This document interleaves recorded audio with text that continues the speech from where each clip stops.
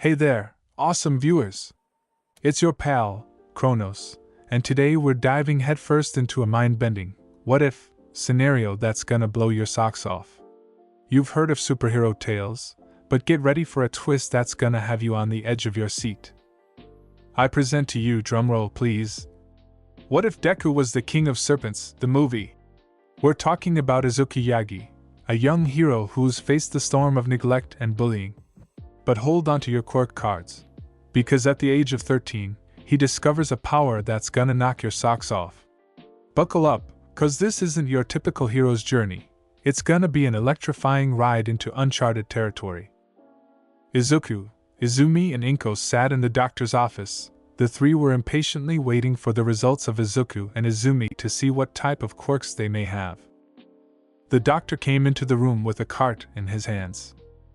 Ms. Yagi, there's good news and bad news, which do you want first? The doctor asked. I'll take the good news, sir, Inko said, getting a nod. Well, Ms. Yagi, it seemed little Izumi had a mix or both you and your husband quirks. She'll be able to stockpile power to make her telekinesis stronger, the doctor said. That's so cool, Izumi. Izuku praised his sister, the same with his mother. Okay, but what's the bad news? Inko asked. The doctor sighed. This was one of the worst parts of his job. Little Izuku, what do you want to be when you grow up? The doctor asked. I want to be the next #1 hero, Izuku said, pumping his small fist into the air. The doctor took a long sigh. He really hated this part of his job. I'm sorry, Izuku, but the results show that you won't be able to have a quirk, the doctor said. Izuku dropped his All Might action figure as his eyes became a bit faded.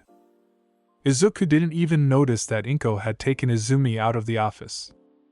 Can you explain why? Izuku asked, his voice huskily. The doctor picked up an X-ray of Izuku and Izumi's foot. You see, kid, unlike your sister, you have an extra joint in your pinky toe which caused the quirk factor not to develop, while your sister only has one, the doctor said. Oh, I see, Izuku said. Without saying any more, Izuku walked out of the doctor's office just in time to see his Inko drive off. Luckily for Izuku, the doctor's office wasn't too far away from his house. Izuku started walking home, which took an hour. Luckily, his house door was unlocked as he walked inside. Izuku, where were you? Inko asked. Izuku stayed silent. Izuku, where were you? Inko said again. You left me, so I walked home, Izuku said. Slap! The sound of skin hitting skin ring through the house. Izuku's face was turned to the left as a red handprint was imprinted on his face. Izuku looked to see his father, Toshinori Yagi, had hit him. Go to your room for lying, AHD, and no dinner for you, he yelled. Izuku ran toward his room but stopped at the door before making eyes contact with his family. I hate you all, AHHH, he yelled as he slammed the door shut. Izuku cried himself to sleep watching All Might videos. Izuku wakes up to his stomach growling. He saw that it was late at night, so he decided to get something to eat. Izuku sneaked past Izumi and his parents' room and made some of the leftover food Inko had cooked.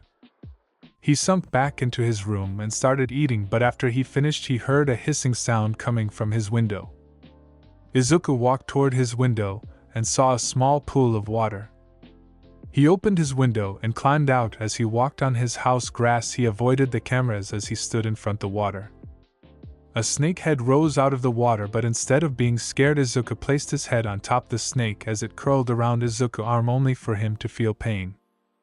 Izuku looked as the snake's fangs embedded themselves in Izuku's arms. A green liquid flooded into Izuku's arms as he passed out. Izuku woke up in his room breathing heavily. Was that a dream? He said, taking in much-needed air. His door was suddenly opened. Mom said get ready for school, his sister Izumi said.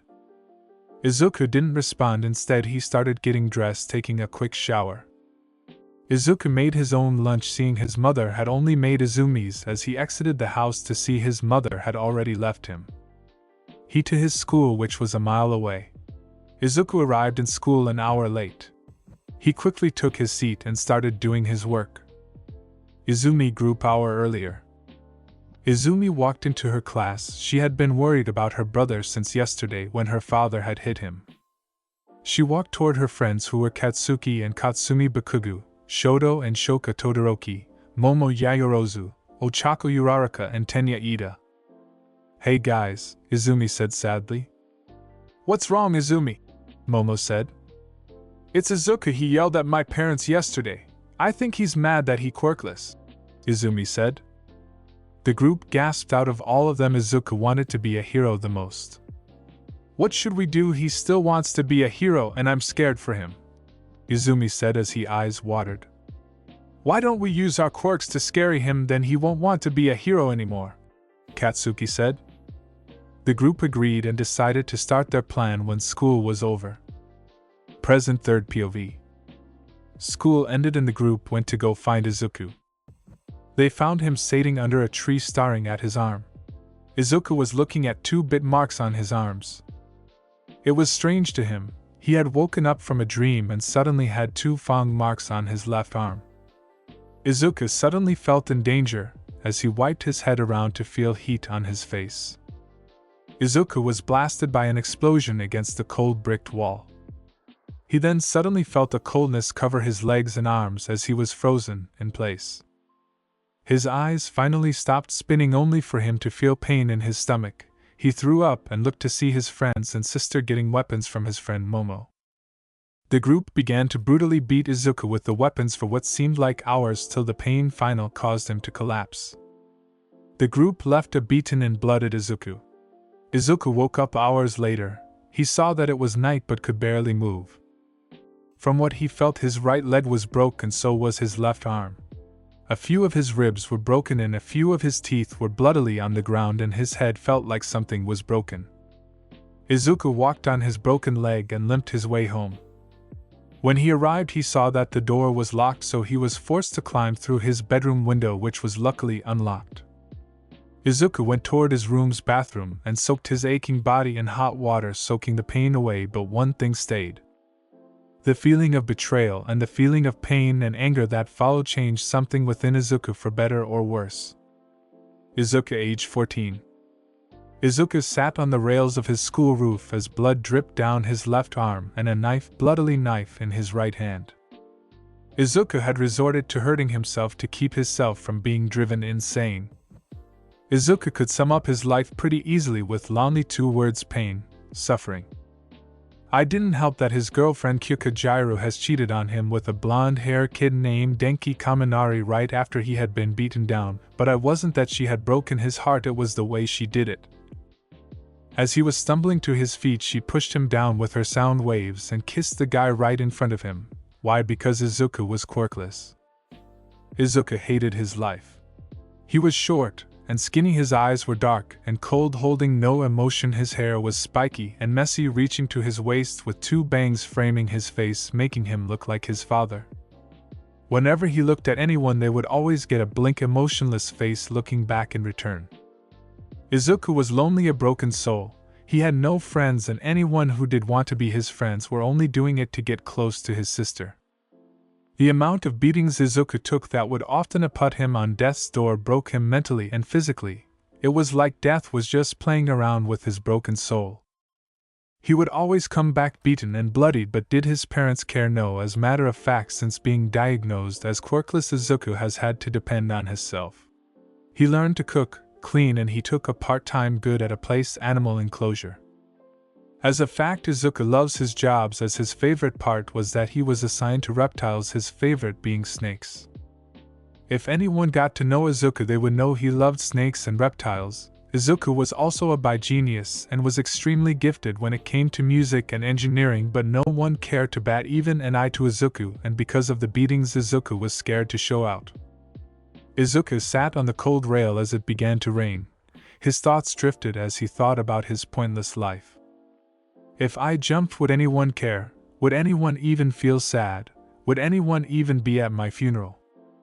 He asked himself as he dropped the knife, hearing as it hit the sides of the alleyway. Izuku could feel a shift in the breeze as it started raining hard. Izuku stayed where he was, looking at the ground as water drops hit the ground. He had come to his decision. Izuku raised his body up so that he was standing on the rail. Izuku looked at the ground one last time before taking one step. He felt his body fall. He felt as the wind brushed past his face as time seemed to stop. Izuku could see everyone passing around him. It was peaceful as he felt he can finally be free, and with a large thud Izuku's body laid on the ground. Izuku felt immense pain. His ribs were shattered, he had a punctured lung and his skull was fractured, and it felt like something had pierced his brain. It didn't help that his head landed on the knife he dropped as it stabbed deep into his stomach. Izuku cried, seeing that he couldn't even kill himself right. The one time he wanted the pain to go away, it didn't. It was like God and the devil were using him as an experimental tool. He slowly started to drift in and out of conscious as the last thing he remembered was once again hearing the hissing sound he had heard long ago before seeing the same snake. Izuku woke up in wet swamp. He no longer felt any pain and felt peaceful. Izuku could see multiple trees and that the whole area was flooded with the water coming to his neck and vegetation everywhere. Izuku could see snakes floating on the water next to him, but they felt different, more powerful. Izuku wasn't afraid of the snakes as he raised his hand out the water, stroking the head of a snake. He felt a tugging feeling coming from his stomach. Izuku looked underwater at his stomach to see a chain attached to his stomach. The chain pulled Izuku, who was helpless against the pulling force, was dragged through the water. When the pulling stopped, Izuku was on a piece of land. He looked up and saw a giant sakura tree. Izuku dragged himself over to the tree as he sat down under a branch. "This is peaceful," Izuku says as multiple snakes slither around Izuku. Izuku felt the ground rumble as something came out of the water and stood in front of him. This was no snake, this was something else. It was giants, easily bigger than building. Its eyes were split and bigger than cars. It was covered in red and purple scars, with some being black. Its fangs were bigger than Izuku's whole body. Izuku was amazed by the sight of this beast. The beast stared at Izuku before leaning its head down to Izuku level. Izuku stuck his hand out as he rubbed the side of the snake's head. The snake seemed to like it as it nudged Izuku with its head. Izuku then realized this was the same thing which he had saw all those years ago. The snake grabbed Izuku into his mouth as it started moving to an island-like place. Izuku didn't try to stop the beast as he felt that same tugging. The snake stopped at a giant island bigger than countries as Izuku felt the same tugging. The snake spit Izuku out before stuck its tongue out, instructing Izuku on which direction to go. Izuku followed the snake's instructions as he walked as he found a green path. Izuku followed the path and walked through what seemed to be remnants of an old civilization. Izuku saw many statues of people with snake-like appearances. He was kinda creeped out seeing some look like people but continue onward anyway. When Izuku stopped walking, he felt that tugging sensation again. Looking up, Izuku could see a castle.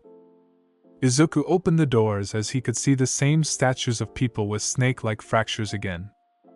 Izuku kept following the pulling sensation as he made his way to what seems to be a throne room. Izuku opened the door as he saw statues of a man. The man was giants compared to Izuku, even compared to his idol All Might. He was giant, standing a 9 foot tall. He was well toned with monstrous muscles. His eyes were split, and just like the others he had a snake-like figure. Izuku walked close as he saw a stone tablet. Izuku picked up the tablet as he looked at the contents of the stone tablet. "We are in race descendant of dragons but ancestors of snakes. For those who can name our race will be accepted as our next king and awake our ancient power for themselves. But only one can stand, a true king above all. For whoever can say our name will be the true king." Izuku read the tablet as he thought descent of dragons but ancestors of snakes. Izuku's mind went to one mythology creature as he thought of one creature which has challenged even the gods. "Serpent," he said, his voice filled with confidence. The castle began to shake as the statue in front of Izuku started to creak to reveal a man with green hair, red spilt eyes. He wore ancient clothing similar to Rome kings. The man looked at the hollow of a person Izuku was as he could see a bit of himself. "Hello mortal, it seems you are the next king," The man's voice is filled with power behind it. Wait, king, what do you mean king, and why me? Izuku asked in disbelief. Well, you see, young one, this was a test to see if you would be able to awaken your power. You even being here is proof that you are our king and that he's been following you your whole life, seeing if you were ready, he said. Izuku looked to see that the same snake he had seen all those years ago was once again small. He looked at the bit Market had given him, and then back at the man. So you're telling me that I'm supposed to be the king of an ancient race of serpents, and that this little dude who turned out to be a really big dude had been following me around? Izuku asked with disbelief and a bit of curiosity. Yes, but you see, he had to make sure that you were king material. He's seen that abuse that you have taken as used that as proof that you are ready. Every king is given a test like that, but only you have suffered so much, and only now decided to take your own life, and even at death's door, while you were unconscious, your body fought for survival, not allowing you to die, he said. Izuku chuckled a bit. It's kinda ironic, and it reminds me of something I was told a long time ago. A person who never gives up will be rewarded, but a person who takes the easy will never amount to what the other could do, Izuku said. This caused the man to chuckle a bit. Well, that's certainly true, my boy, but we'll have to train you. While I can sense the power of a king running through your veins, there are 3 other factions that could kill you, the man said. Let them come no matter what, I won't pass up this chance. As a fact, I'll become the best king there ever was, Izuku said. The man chuckled. Then you should start your training soon, another man said as he entered the room. This man was 7'3" shorter than the man sitting on the throne. He wore green armor. His armor was green with spiked shoulder blades in a square shape. His breastplate had a symbol of a serpent on it. His weapon was a shield with a lance. He had blonde hair with black eyes and a scar on his left. Hello, my name is Leon, and the man you are talking to is our current king, Leviathan. He is the strongest king so far in history, Leon said. Not good with names, give me suggestions please. I wanted to keep a trend of males having names that start with L and females having more diversity. So now that you know our names, it's only fair if he know yours, Leviathan said. My name's Izuku, Izuku said.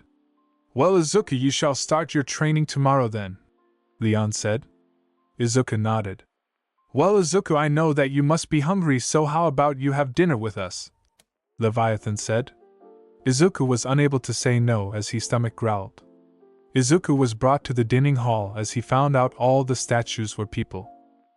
Izuku met Leviathan wife Minerva. She had green hair with green eyes and an hourglass figure, and was 6 foot tall, which Izuku quickly realized why Leviathan would pick her. Izuku also met Leviathan daughter Medusa, who was his age. She had green hair, if you could call it hair, seeing that at the end there were snakes and deep green eyes. She was rather pretty, and had the same developing curves. Her height was 5'6". Izuku took a liking to her, which didn't go unnoticed by Leviathan and Minerva, who were smirking devilishly. Izuku also met Leon's son Levios. He had his father's golden blonde hair with black eyes. He was Izuku's age, and his height was 5'10". Izuku also met his little sister Akame, who was only 7. She had blonde hair with green eyes. Izuku also met their mother Anna, who had blonde hair with green eye, and was another person who will be helping in Izuku training. Once everything was over, Izuku looked at Leviathan. So sir, how do I leave, and how do I leave, and how will I return? Izuku asked. Well, you can leave once you tell me how the human realm had changed, Leviathan asked. Well, you see, seeing you all have been stuck in stone, I'll have you explain that times have changed and people have developed supernatural powers, but unlike others, 20% of the world's population didn't acquire that power called quirks and are treated as trash and are discarded by society, and mostly have badly lives or kill themselves to get away from the pain of their lives, Izuku said. The group was shocked learning about how much the world had changed and how the value of family had changed. Unfortunately, I was a part of the 20%, and due to that I was neglected by my family, and to make it worse, I've been being beaten by sister who has a quirk along with her friends. For the last 10 years I've been living in hellish nightmare. And my parents seem to not care in the slightest, Izuku said. Izuku couldn't stop the flow of tears that were falling down his face. He clenched his knuckles as he wept, letting the shell he had then built up break down. Leon and Levios warped their arms around Izuku, letting him cry in their embrace. Izuku stopped as they could see a visible change. His hair was no longer covering his eyes. They saw as his eyes changed from black to a bright green. Izuku smiled as they saw his teeth changed. His teeth got a bit sharper as his canines looked more like fangs.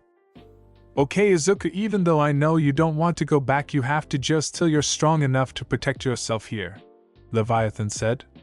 Izuku nodded. Leviathan took out a key as he placed it in Izuku's hands. What's this? Izuku asked with a bit of emotion in his voice.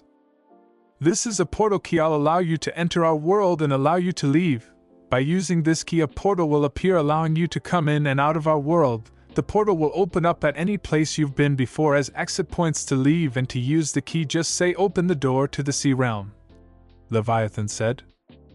Izuku nodded. He smiled and waving back to everyone before opening the portal and leaving. Izuku appeared back in the alleyway he had tried to commit suicide in. He looked around and saw that it was still raining hard. He saw that he was no longer bleed and that his clothes were completely fine, and saw that the few cuts he had were being healed by the water. Izuku looked and saw that his phone was somehow not broken, and he was counting his lucky stars that his phone was waterproof. Izuku walked home. Luckily, he was only a few blocks away. On the way home, Izuku pulled a rubber band out from his school bag. Izuku uses multiple to style his long hair into a long 3-section ponytail. Izuku opened the door of his house to see Inko and Toshinori looking at Izuku, but didn't even care. He could care less. He was completely drenched in water, and it was late. He wanted to take a long bath and thinking about all that's happened today. Izuku, start cooking. I'm hungry and don't feel like cooking, Inko demanded. Yeah, Izuku, it's getting late, so hurry and cook something, Toshinori added. Izuku's face went back to his stone cold, emotionless, as he walked past the kitchen going straight to his room, pissing his parents off, but he didn't care. Izuku walked past Izumi's room. Her door was open and Izuku could hear that her friends Momo and Ochako must have been sleeping over as he heard them in the room. The 3 girls saw Izuku drenched in water, dripping wet. They wanted to talk to him but saw his cold eyes as he looked into the room before walking back toward his room. Izuku entered his room, locking the door. As he used his bathrooms, he changed into his black shorts and a tank top. As he looked around his room, it was bare. He then turned his attention to the ceiling. Izuku felt something slithering up his arm. Being up his arm, Izuku saw that it was the same serpent that had been looking over him this whole time. Izuku placed his arm on his stomach as the snake on his chest. I'll calm you, guardians, since you've been watching over me, Izuku said as he attached his head. He then faces the ceiling again. I guess this is my life now, he said before drifting off to sleep. 3rd POV. Izuku woke up a few hours after his parents go to work. Izuku had learned their schedule in order to avoid his family as much as he could. Izuku saw that it was Saturday. Izuku put on a normal black long-sleeve shirt and black long jeans and brought his book sack with a few extra backup cloth. He placed Guardian in his backpack and placed bandages over his hands up to his forearm. He also covered his torso, hiding all the scars he had gotten from his years of abuse. Izuku placed headphones in his ears as he started listening to music. Izuku exited his room as he couldn't help but smile the new life he was going to be starting.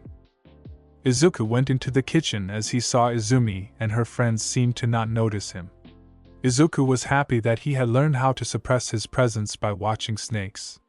The group only noticed Izuku when they heard Izuku start cooking. The group watched as Izuku seemed to be in a happy mood. His eyes were no longer there, cold and emotionless, but held a sense of happiness. Izuku also looked to have gotten a few inches taller but still short compared to them. Izuku finished making his pancakes as he sat at the table. Izumi and Momo walked over to Izuku thinking he had given up on being a hero. Boy, were they wrong. As soon as Izuku said them, his eyes went back to their black, emotionless state. His smile faded. Izuku didn't even let them get close as he got up and took his plate to his room, leaving them to stand there. We really messed up, Izumi said. We're doing this for his own good, Momo says, comforting her friend. Izuku finished his pancakes and put the dish on of desk. Izuku took the key out of his pocket. He turned the key as he said, "Open the gate to the sea realm." As he said this, a portal opened up. Izuku walked through the portal as he saw that he was back at the path toward the castle. The portal closed behind him. As Izuku walked toward the castle, he saw that all the statues of people were all moving and that the city was very lively. He pushed the doors open to see Leon and Anna waiting for him along with Leon and Akane. "I hope I'm not late," Izuku said. "Nope, we just felt you enter the portal, so we came here a few minutes ago," Livio said. "Okay, so where do we start?" Izuku asked. "Well, we have to see how much muscle you have on you. See, can you lift your shirt up?" Anna said. "Before I do that, Livio's, can you take Akane to another room? I don't want her to see this," Izuku said with a serious tone. Livio's nodded as he took Akane out of the room. Izuku was led into a closed room. "Okay, Izuku, take your shirt off," Leon said. Izuku reluctantly took off his shirt, revealing his scared and abused body. Leon and Anna were enraged by what they saw. Izuku had multiple scars all over his upper body from his chest, stomach, arms and back were all littered with burn, stabs, bruises. He had wounds that looked as if his body has been pierced through. You could clearly see that Izuku was unnourished due to home inhumanly skinny. "Izuku, where did you get these and who did this to you?" Anna asked. Her voice was shaky, holding back tears. "Remember when I told that quirkless people are treated like trash?" he said, getting a modded from both. "Well, ever since I was 4, my sister and her friend would beat me to death door almost every day. The only reason I was able to come here was dash." Izuku stopped himself from talking, not wanting his shield go collapse again. "Was what, Izuku? You can tell us," Leon said. It was because I tried to kill myself. I couldn't take the physical and psychological abuse anymore. I just wanted the pain to go away," Izuku said. Izuku's shell collapsed, crumbling away for the second time. Ear fell down Izuku's face as tears run down his face. Leon and Anna both warped their arms around Izuku, letting him cry in their comfort. "Izuku, I don't know if you will accept, but we will need to change your DNA," Leon said. "Wait, what, why and how?" Izuku asked. "Well, from the many years of abuse and the malnutrition, we'll need to change you cell toward they'll be serpent-like, making us your parents is that your body doesn't break," Anna said with a smile. The two were hugged by Izuku, who had a giant smile on his face. "Of course I'll accept it. You've showed me more kindness than my family has in 10 years, Izuku said as tears of joy ran down his face. "Okay, but first let's change your DNA," Anna said. Izuku nodded. "Okay, turn around, Izuku," Leon said. Izuku did that as Anna and Leon both placed a hand on his back. Izuku was startled by their cold touch but got over it. "Serpent exchange genetic swap," both said unison.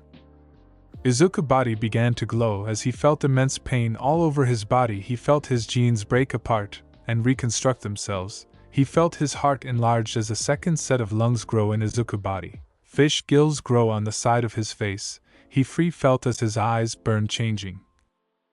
He felt as his muscle structure broke apart and reforms in different places.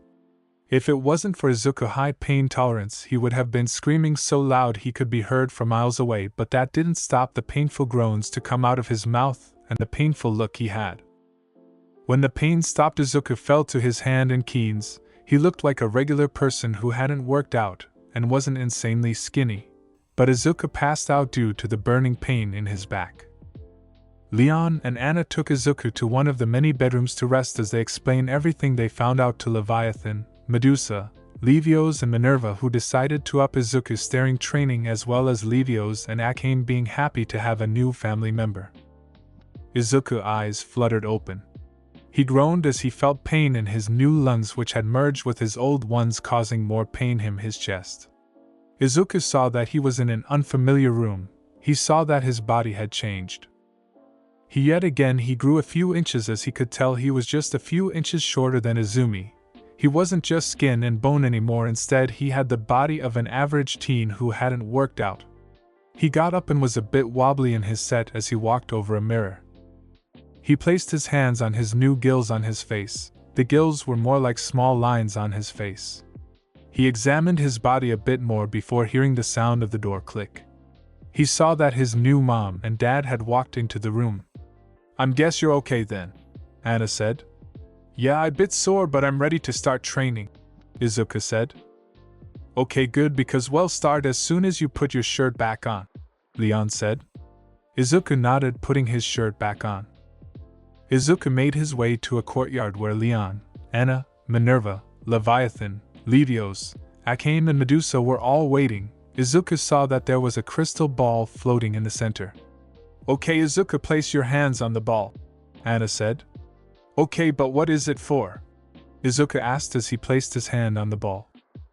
"Well, this ball will let everyone see which magic elements you have. You see, every serpent has magic tuning through their vines, with everyone having a water affinity by blood, but some like me will be able to push it past its limits, creating ice, but there are other elements, and thus why you will be taking this test," Anna said. "Now concentrate on the ball and think about something that would make you mad to draw out your power," Leviathan said, getting impatient, getting hit on the head by Minerva for making Izuku remember that. Izuku closed his eyes as he thought about every beating he's received, every death threat, every time he was treated as a server. The rage that fueled Izuku awakened his power. His vines glow a violent blue as the ball glow. The ball was first covered in water, then frozen over in ice. Lighting was next as the ball crackled with electricity. Izuku opened his eyes and looked at the shocked faces around. It wasn't strange for serpent-kin to have multiple elements, but it took years of training to awaken them, and he just did it in one go. "Whoa, big bro, Izuku is so cool," Akame said, not understand how crazy this was. Levios had been trained for years and could hardly us his second element whine, but nevertheless he was happy for his new brother. Izuku was panting heavily. "It seemed that we'll have to work on his stamina first," Leon said. "Yeah, okay, Izuku, give up 20 laps around the castle, no butts, no cuts, no coconuts," Anna said. Izuku stopped panting as he started running laps with Levios there for emotional support. I didn't help. The Izuku was given a 60-pound vest, making it more difficult to complete. The group could see that Izuku's body was slowly but surely getting accustomed to his new body and was slowly growing stronger. After around 2 hours, Izuku finished running 20 laps. He was drenched in sweat, his long hair ran down his face. "Okay, Izuku, you're going to enjoy the next part," Anna said. Just as he said that, as a giant bubble of water appeared. "Now you're gonna be staying in here for an hour while trying to utilize your water ability to keep the bubble stabilized and get used to having gills," Anna said. Izuku wasn't given a chance to catch his breath as he was pushed into the sphere. His lunges burned as his lungs adapted to water. The sphere of water started to destabilize as it started to contract and expand randomly. Izuku felt the water unbalanced as it collapsed, making him fall onto the ground. "Oh, sorry, I should have told you to clear your mind and focus on the water. It must have slipped my mind," Anna said, getting a response of angry mumbling from his new son which caused her to giggle. Izuku was put back into another sphere of water as he cleared his mind. He could feel the rotation of the water. He got used to breathing water as his body started to glow again. The sphere of water stabilized as Izuku was able to stay in the sphere for half an hour but collapsed soon after. Anna was impressed that he was able to stay in the sphere that long for his first try. Izuku was then put into a brutal and hellish workout regimen of 1,000 push-up, 1,000 set-up, 1,000 pull-ups, 1,000 squats, reps of 200 pounds. And he was forced to learn gymnastics to keep his body nimble and flexible for the serpent fighting style called Serpent Fist, which was a fighting style of quick and powerful strikes while being able to push your opponents into submission. Izuku was showed the basics of water by Anna. He was taught the basics of lighting by Leon and was given as exercise of making his body accustomed to the electricity. He was taught in weapon training by Leviathan and Minerva, and was helped in his fighting by Levios and Medusa, while Akame was there for emotional support. After the first day, Izuku was barely able to stand up, was determined to keep his training up and never stop. Why? Because now he had people to believe in him and a new family. He laid on the ground exhausted. He could see the smiles on his new family's face. Izuku ate dinner with his new family and was given a room in Leon's castle which was bigger than his room with his old family. Izuku unfortunately had to leave and used his key to teleport into a random alleyway close to his house. Izuku changed his clothes in the alleyway, putting on a black hoodie and black jeans, but while changing Izuku noticed that his manhood got significantly bigger. Izuku walked out the alleyway and started walking toward his house but bumped into a girl knocking over her books. "Sorry, wasn't paying attention," Izuku said as he helped her pick up her books. Izuku noticed that the girl kept a blank face but not emotionless like his former face.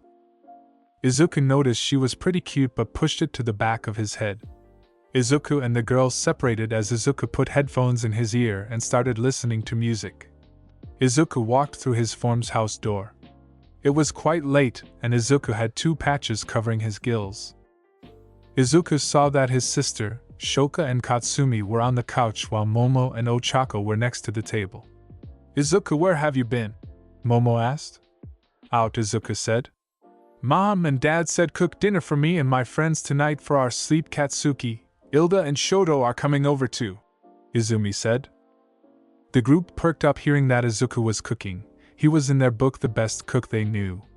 "Can I'm tried and don't feel like it, so just order pizza or something," Izuku said as he started walking up the stairs. The group was shocked by Izuku's words. They knew Izuku was scared of them, or at least he used to be. Izuku walked into his room but walked back out as he placed his book bag down and grabbed his keys. Izuku grabbed his wallet before walking outside past Izumi group. Izuku walked toward a pet store before going to the front desk. "Hello sir, how can I help you?" the women asked. "I need a snake tank big enough for a snake this size," Izuku said as he showed a picture of Guardian. Guardian wasn't a giant snake, but he was still quite big and rather thick for a snake. The women took a while before giving Izuku a 50-gallon tank which came with a special heater. Izuku paid for this and also brought a bunch some mice for Guardian to eat. Izuku took an hour to arrive back home and saw that the rest of Izumi group was already there and had burnt pizza, but he didn't care. Izuku walked past the group who were giving him strange looks and were following him, only got him to closer and lock his door. Izuku placed the tank next to his bed and placed Guardian inside, who quickly warped around the heater. Izuku placed a few mice in the tank which Guardian quickly ate. Izuku placed the rest in a food trap which would let a few out every few hours for Guardian to eat. Izuku placed a few blankets on top of Guardian before pushing the tank under his bed. Izuku took a shower before laying in a black tank top on his bed and slowly drifting off to sleep. Third POV. It's been around 9 months since Izuku started training with his new family, as everyone has noticed that Izuku has changed a lot. His intelligence has skyrocketed due to the Sea Realm quickly growing technology, and Izuku finally taking off his mask and showing his smarts. He had a massive growth spurt, now standing at 5'10" foot tall. Izuku's personality changed, that he was no longer the shy, emotionless kid who would let anyone walk over him. He was now the confident kid who no longer let everyone over him anymore. He had learned a lot about his new family. He learns that Leviathan has troubled past just like he and could relate to much of Izuku's struggles. He learned that Minerva had originally been a slave who was saved by levitation. He learned that Leon and Leviathan meet as war partner and became like brother. He learned that Levios was a super anime fanboy and that he had gotten Akame to become a fangirl, but most importantly he learned that Medusa had a kink for muscles and scars shown when she would always be Izuku with putting on his bandage, and whenever she would spar against him alone she would always get horny or turn on. Everyone was in the gym, since today was a fitness test that everyone has to take. Izuku, like every other boy, had to wear a tank top, but Izuku had a shirt made of bandaged on under his shirt. Lucky Izuku's legs never took damage, or he was going to have an awkward moment. Girls and boys stared at Izuku. Girls with lust while boys with envy. The first test was a push-up where everyone had to do at least 20 push-ups in a minute. Because of Izuku's new heights and weight, he was picked first. The female gym teacher called on Izuku. "Okay Izuku, you have 1 minute to do as many push-ups as you can," she said. Izuku nodded before winking at the teacher, causing her to blush. "I bet he can't even 5 push-ups," Katsuki says, getting Izumi group to laugh.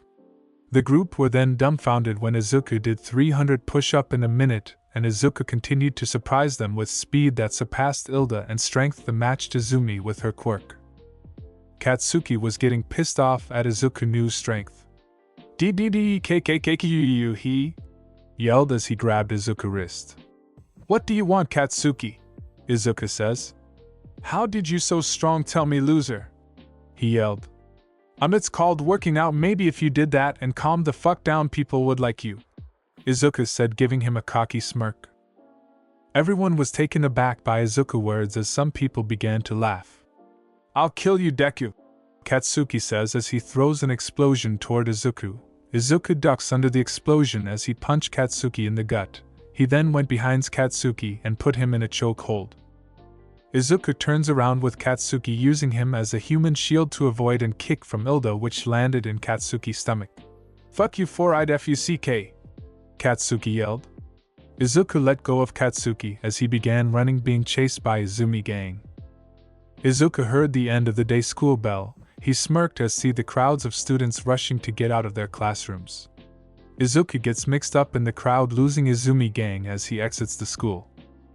Izuku goes into a random alley as he uses his key to teleport to see Realm dropping into his room in Leon House. His room was colored blue and green with a large bed and a few dresser. The Serpents had found a way to connect with the human realms and was able to have television in the sea realm, but eventually made their own but kept anime. His room has really big, having a few guitars on the wall. His dresser had pictures he had took with his new family on the desk while he had a computer and an Xbox Series X. Izuku's room also had a shower.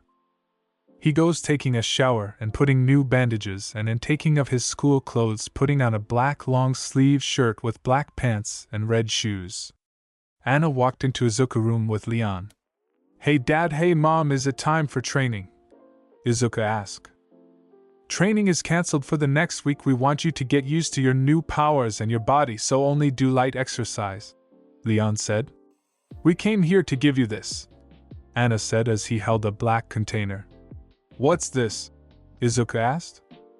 Well, this cream will help you cover up your scars so that you don't have to wear long-sleeved shirts when it's hot as fuck, Leon said, getting hit on the head by Anna. And no swearing in front, Lance, she said in a demanding voice, causing Izuku and Leon to shiver. Wait, who's Lance? Izuku asked. Well, we were planning for it to be a surprise, but we've chosen Lance as your serpent name, Leon said. I love, Izuku said as he pulled his parents into a hug which they replicated. Izuku took off his long-sleeved shirt and applied the cream. To his surprise, it made his scars disappear, but he did felt a slight burning sensation. So how long will this last till I have to reapply more? Izuku asked. Well, it will last for a month before you have to apply more, Anna said. Cool, and I was also wondering if Levios and Medusa could come to the human world to have fun, Izuku asked. I don't see why not, as long as they agree, Lance, Leviathan said, entering the room with Minerva. Okay, I'll go ask them, thanks, Izuku says, putting on a heartwarming smile as he exited the room. He was happy to be called by his serpent name. That boy really has grown on us, Minerva says. Yes, he has, the others say in unison. Izuku walked down the halls of Leon Palace. Since he wasn't in Leviathan's, he knew here to find Levios. He walked to Levios' room and knocked on the door. Come in, Levios said. Izuku walked in to see Zakame laying on Levios' bed while Levios is watching anime. Yo, wanna hang out in the human world? Izuku asked. Hell yeah, I can get more of these things called manga, Levios yells. Okay, chill, we'll go to a party, and we still have to ask Medusa if she's coming, Izuku says. Coming where? Medusa asked, coming into Levios' room after hearing Izuku's voice. Izuku, or should I say Lance, wants to take us to the human world, Levios said. I'm in, she says. Cool, I'll be back in 2 hours. I'm going to get ready and get a haircut, Izuku says before teleporting into an alleyway near a mall. Izuku decided to buy some new cloth and hair razor and clippers to cut his hair and things for his instruments. Izuku shopped for a few hours before heading home. Izuku opened the doors to his home to see his old family along with the Bakugo twins with their parents, Todoroki twins with their family, Ochako, Ilda, Momo, and as a new addition Jiro and her new boyfriend Kaminari. The group of adults looked stunned not have seen Izuku in a few months. They saw that the skinny short boy had changed to the buff 5-10-foot tall boy. They noticed that Izuku tied his hair in a spiky ponytail now with his two bangs framing his face. His eye had a certain glow in them showing pure happiness, and the smile on his face caused the Kyoka to get jealous looking at how scrawny Kaminari was. "Hey Izuku, what's got you in a good mood?" Mitsuki asked. "Oh well, me and a few friends are going to hang out tonight, so I'm going to go get ready," Izuku says. He ran up the stairs into his room, locking the door behind him. "What friends are he going with, Izumi?" Inko asked. "I don't know. For a few months now Izuku hasn't been coming home with me after school and sneaks out and comes home late at night when you guys are at work. He even sometimes doesn't come back for days at a time when you guys are gone for a long time," Izumi said. "It seems we need to talk with Izuku," Toshinori said. The adults in the room nodded, while a few felt something else was in play but pushed it to the back of their heads. Izuku room. Izuku sat his cloths he was wearing out in his bed was black jean with white chains attached to the pockets, black V-neck, black leather jacket with black fingerless gloves and black sunglasses. He had brought this because he was invited to a party by a girl who told him the theme was biker gangs. Izuku sat in front the mirror in his room as he had a pair of hair scissors in his hand. He started cutting his hair as when done he plugged in the clippers and started shaving his hair. When Izuku was finished he had an amazing and well done undercut which really suited him. Izuku noticed that it has been an hour since he started. He quickly took a shower before putting on his cloth. Izuku put on a black muscle V-neck with a black leather jacket with black jeans with white chains attached, black fingerless gloves with spikes on the top. He added a black bandana along with a necklace of two snakes warping around a sword and also put on a pair of black and red Air Jordans retros and black looped earrings. Izuku covered his ears with a blue beat headphones with a lighting bolt on each side, but before leaving his room he picked up his guitar and a microphone just in case, but before he left he put more mice in Guardian's feeder and placed a few more blankets on his body. Izuku made his way downstairs to see that everyone was still downstairs. He soon saw that everyone was looking at him. "Izuku, you look great," Fuyumi Todoroki said. "Oh thanks," Izuku said, rubbing the back of his head. "So Izuku, who's the lucky girl?" Natsuo said.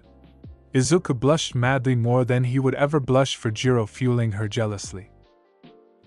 It's not like that, we're just friends, that all, Natsuo," Izuku says, stuttering. "Izuku, why are your ears pierced?" Inko said. "I got my ears pierced a few months ago. You and him signed the papers," Izuku said. "Well, I don't like it, so take them off," Inko said. "No, I brought them so you can't make me," Izuku said. The group of people tensed at Izuku outburst. "What happened to you? You used to be a sweet little boy," Inko said. Izuku started laughing. "Okay, if you know me, what's my favorite color, my favorite ice cream, and what is my favorite animal?" Izuku asked. "That easy, your favorite color is yellow, you like cookie dough ice cream, and your favorite animal is rabbits," Inko said in a matter-of-fact tone.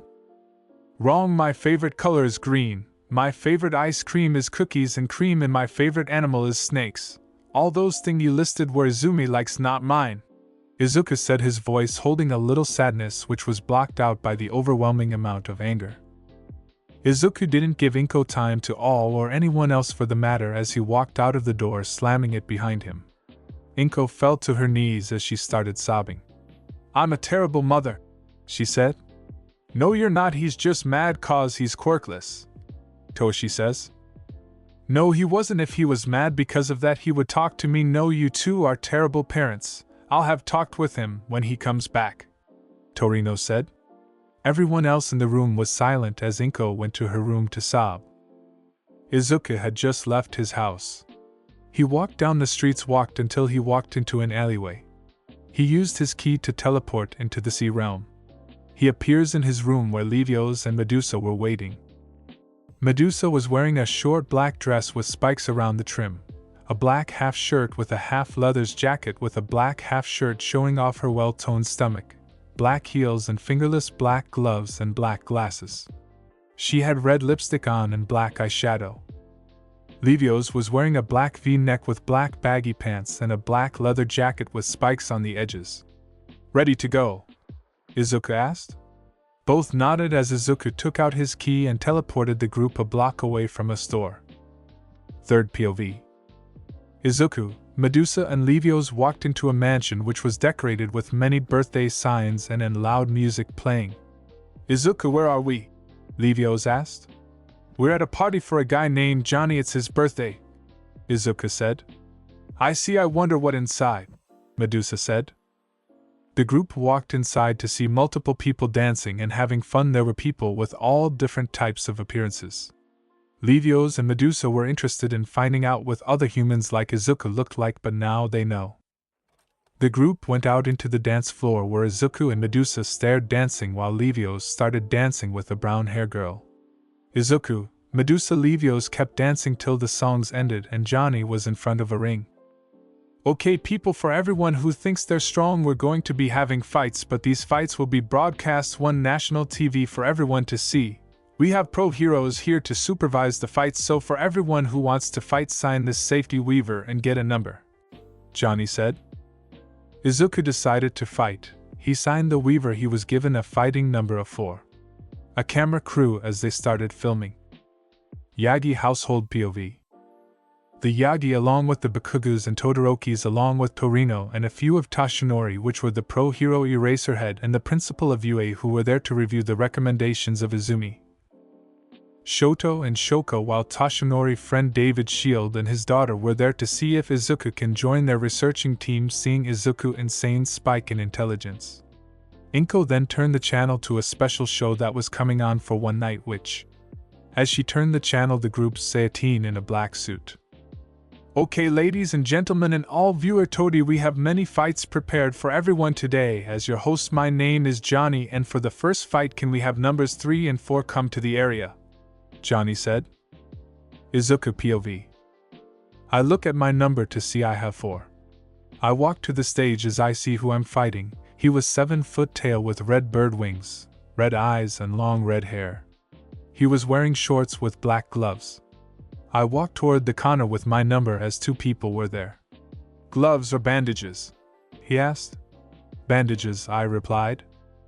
He warps my hand in bandages. I then took of my black leather jacket, then my shirt, showing my well-toned 8-pack and defined muscles. I look at the crowd to see some of the girls with nosebleeds while Medusa's face was blushing madly. I smirk before blowing a kiss her way, which caused her to look away blushing, while Levios falls on his side laughing. "Let's see people who will win this fight. This is a no-holds-bar fight with quirks allowed. The fight stops when someone is knocked out, give up, or is thrown out of the ring," Johnny said. A bell is then rung as Izuku and the other guy walked toward each other. I got into my fighting style I created. It had the flexibility and movement of Serpents style, but had more of a boxer style in it. I started to do short jumps up and down, getting my legs ready as my opponent did the same. Me and my opponent stared each other down as we started to circle each other. Eventually the redhead got impatient and started throwing punches toward me.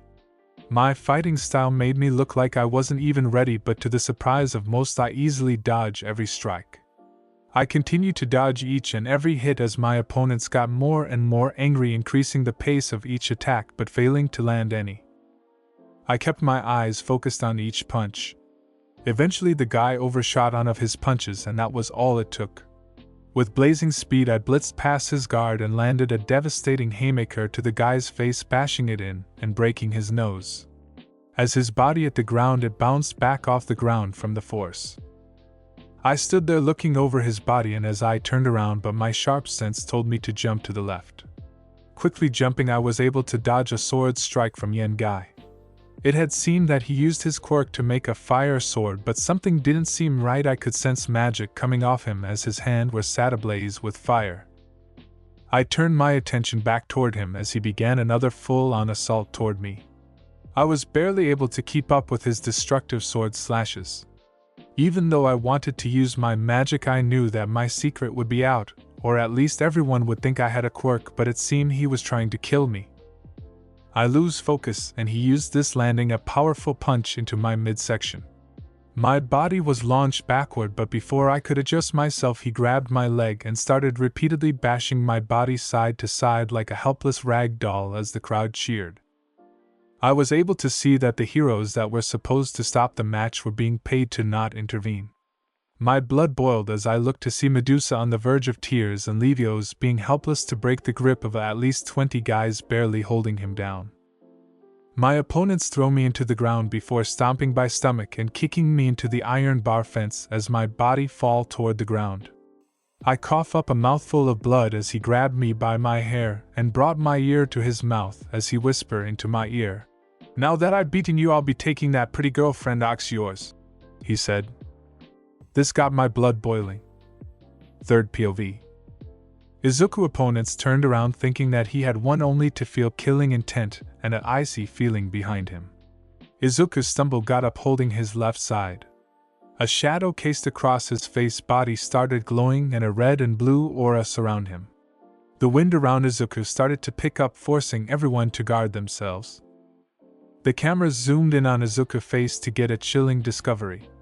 His eyes were blood red with black splits. The glow around his body started to reshape around his back and hands. When the glowing stopped, Izuku had razor-sharp claws and had a 10 feet long and 4 feet thick long reptilian tail was attached onto his body. Izuku looked directly at his opponents with a death glare. Izuku stood up straight before extending both his hand out as one crackled with lightning as the other was covered in ice. As he walked forward, the ground under him froze. Before the guy could attack, Izuku vanished and reappeared with his fist lodged inside the guy's stomach. His body was sent flying backwards as his body bounced off the gate, only for Izuku to jump kick into his chest. Izuku grabbed the guy's leg before spinning him with one arm. He then added lighting to the spinning, cashing the guy to look like a blur. The guy ignited his body, trying to get Izuku to let go, only for Izuku to cover his hand in ice. Izuku spent the guy around for a while, a few seconds more, before throwing the guy into the air and vanishing and reappear, giving the guy a devastating lightning and ice-infused punches directly to his skull, causing him to be cratering him 6 feet deep. Izuku then disappeared and reappeared next to Levios, blowing the multiple guy off him. He grabbed Levios and Medusa's arms before vanishing again. Izuku reappeared a mile away from the party. IZZZUKKKUU. Both yell as they tackling Izuku into a hug, which he warped his around both. "Let's go home now," Izuku said. The two nodded as Izuku used his key to teleport into his room in Leon Castle. The three landed on his bed as Levios got up. "I'll go tell Mom and Dad," Levios said. Izuku and Medusa nodded as he walked out the door. "You idiot, what if you had gotten hurt or worse died? What would I do?" Medusa said as tears ran down her face. Izuku warped his arms around her as he pulled her close into his chest, which she started hitting with her chest. "Listen, I am sorry, Medusa, I won't die. Wanna know why?" Izuku whispers into her ear. "What idiot?" she replied, still having tears in her eyes. "Because I love you too much to leave you alone," Izuku says. Medusa grabs both sides of Izuku's faces as she smashes her lips together with Izuku. The two enjoy a passionate kiss together. Both broke apart when they heard the door open. Both were blushing messes as they held hands. Leon and Anna were informed about everything and told Leviathan and Minerva. They decided that Izuku should go home and sleep with Guardian.